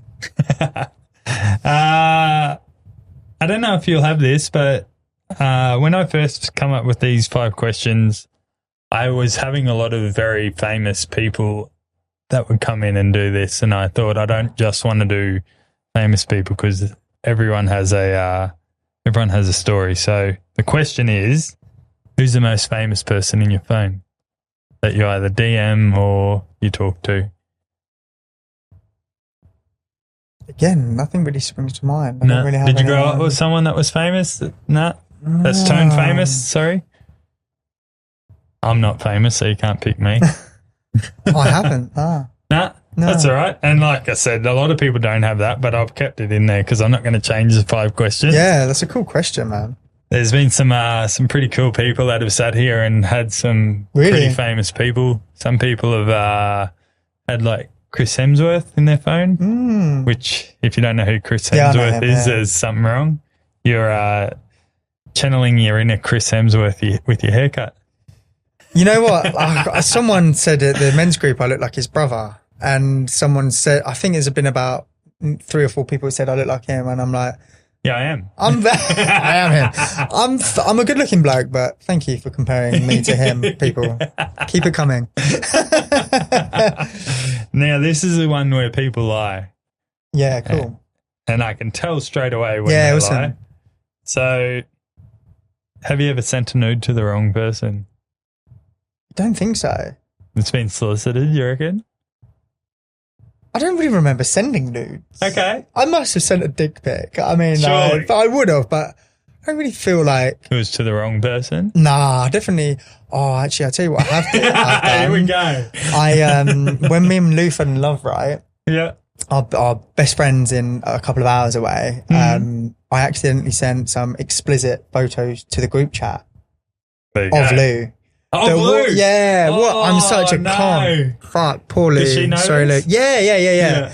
There's actually a video of her finding out. I'm like, oh, I'm so sorry. Then I sent it to the group. I was like, shit, look what I've done. Like, oh my God. It wasn't full on nude, but my female... slip or something, was it? But my female friend was just like, ooh, Lou. Oh, shit. Sorry, Lou. You don't need to answer this if you don't want to. What was it of Lou? Was it her boobs or something? Or was it wasn't. It was like a lingerie outfit, basically. Okay. Yeah, not like fully explicit. Yeah, but like, perfect. but left enough. a bit to attention. Yeah. Yeah, nice. I love that. What's one thing you can't live without? Breathwork. Nice. Yeah, I can't live without breathwork. Other than breathwork? Good food. Okay. And this is completely off topic, if you could pick a place on the Gold Coast to go eat for dinner, where would you go? I think breakfast is easy. Bam Bam, I would say breakfast. Okay. Like brunch. Where's that? You don't know Bam Bam? Bro, I don't eat out. Dude, Bam Bam is like this French patisserie sort of like cafe brunch place. But Is it near Nobby's? No. It's really near here. It's like Mermaid Broadbeach. Okay. It's like super close to here. Bam Bam. Yeah, right. It's like one of the best cafes on the Goldie. Okay. It's really next level. The pastries are French inspired. Bam Bam Baker. Yeah. 350 metres away. Yeah, it is super close to here. It's literally just down there. It's actually beautiful. Okay. Did I tell you that Lou was working on the building just there and we was getting coffee from your place next door? Okay. Like the last couple of months we've been like next to your tattoo parlor. Yeah, for a right. while. Yeah, it was just pretty funny. When I drove past it, I was like, oh, it's here. It's on the same side of the road that we're on, but on the Gold Coast Highway down the road. Yeah, that's right. I need to go there before we leave. Dude, it's next fucking level. I swear to God. It's just... Actually, I've heard about this place. Unreal. Like, I've eaten in a lot of places. Have you heard of that Happy Allen bloke that used to eat the cream buns and he'd like do them in like 1 or 2 Lou showed bites? me, actually, yeah. So he goes there as well. Does he? Yeah. What a funny guy. Yeah, he's good. And what about dinner? Where would you pick for dinner? Yeah, as of recent, we went to a Thai restaurant in Palm Beach. Okay. It was Thai. Okay. That was actually phenomenal. So I'd probably say that. Yeah, now. right. Yeah. Okay. I probably won't go see the Thai place, but I'll try the bakehouse for sure. Bam, Mate, Bam's even if you just go and Bakehouse. grab a coffee. Oh, you don't drink coffee, do you? Nah. No. But some crazy pastries in there. Like, Yeah, I just lovely. like it's just art. Okay. It looks amazing and it tastes like out of this world. Amazing. Yeah. I'll recommend a place for you. Go. Yeah. As I say, I don't eat out, but ever since we've had this shop, there's a Little Mermaid Cafe around the corner. Yeah. Chicken burgers, undefeated. Really? Nothing even comes close. Yeah, okay. Yeah. Little Mermaid. Yeah, Little Mermaid Cafe. It's Yeah, literally okay. I'll around the bear that corner. in here. mind. Yeah, sick. Very, very good. And the last one, favorite pickup line. I've had some in the past. Been with Lou for 5 years, you don't need them. Oh, I know, exactly. It's funny, there's a guy at work who's been talking to me about like dating apps and I'm like, God, like dating on the Gold Coast. I feel like everyone looks the same. Yeah, good luck. Yeah, exactly. I've got 2 for you while you think of yours. What's this? Husband material. Yeah, Yay. you remembered. Yeah, see, that's one I remember. I feel like there is some more. There's another one. You'll probably remember this one too. If my right leg was Easter and my left leg was Christmas, would you come meet me? Would you come meet me between the holidays? I like that. I've not heard that. Yeah, that's cool. Pretty good. There was something about like falling out the sky, and what was that one? You know? I can't remember. Oh, fuck. You don't have one. You're just you, hey. Jesus Christ! Yeah, I don't need one. No, you're just you. Because I'm in love with one lady. Correct. But I like it. I wish I had the answer to some of these questions. You don't need the answer, mate. You are who you are. Yeah, man. Well, dude, it's been freaking amazing. Much. Thank you. I hope you've had fun. I've had so much fun. Before we cut this off, what I do want to say is it's been a pleasure you coming into my life. Likewise, brother. From the day that you turned up and had no idea who either of us each other were, we've connected, but we haven't like really connected outside of that. So totally. I appreciate your effort of turning up to a group that you had no idea what it was about and becoming part of who we are because you're one of us now. Not that it's a cult or anything, but it's you've been there from the start, mate. So it's been a pleasure.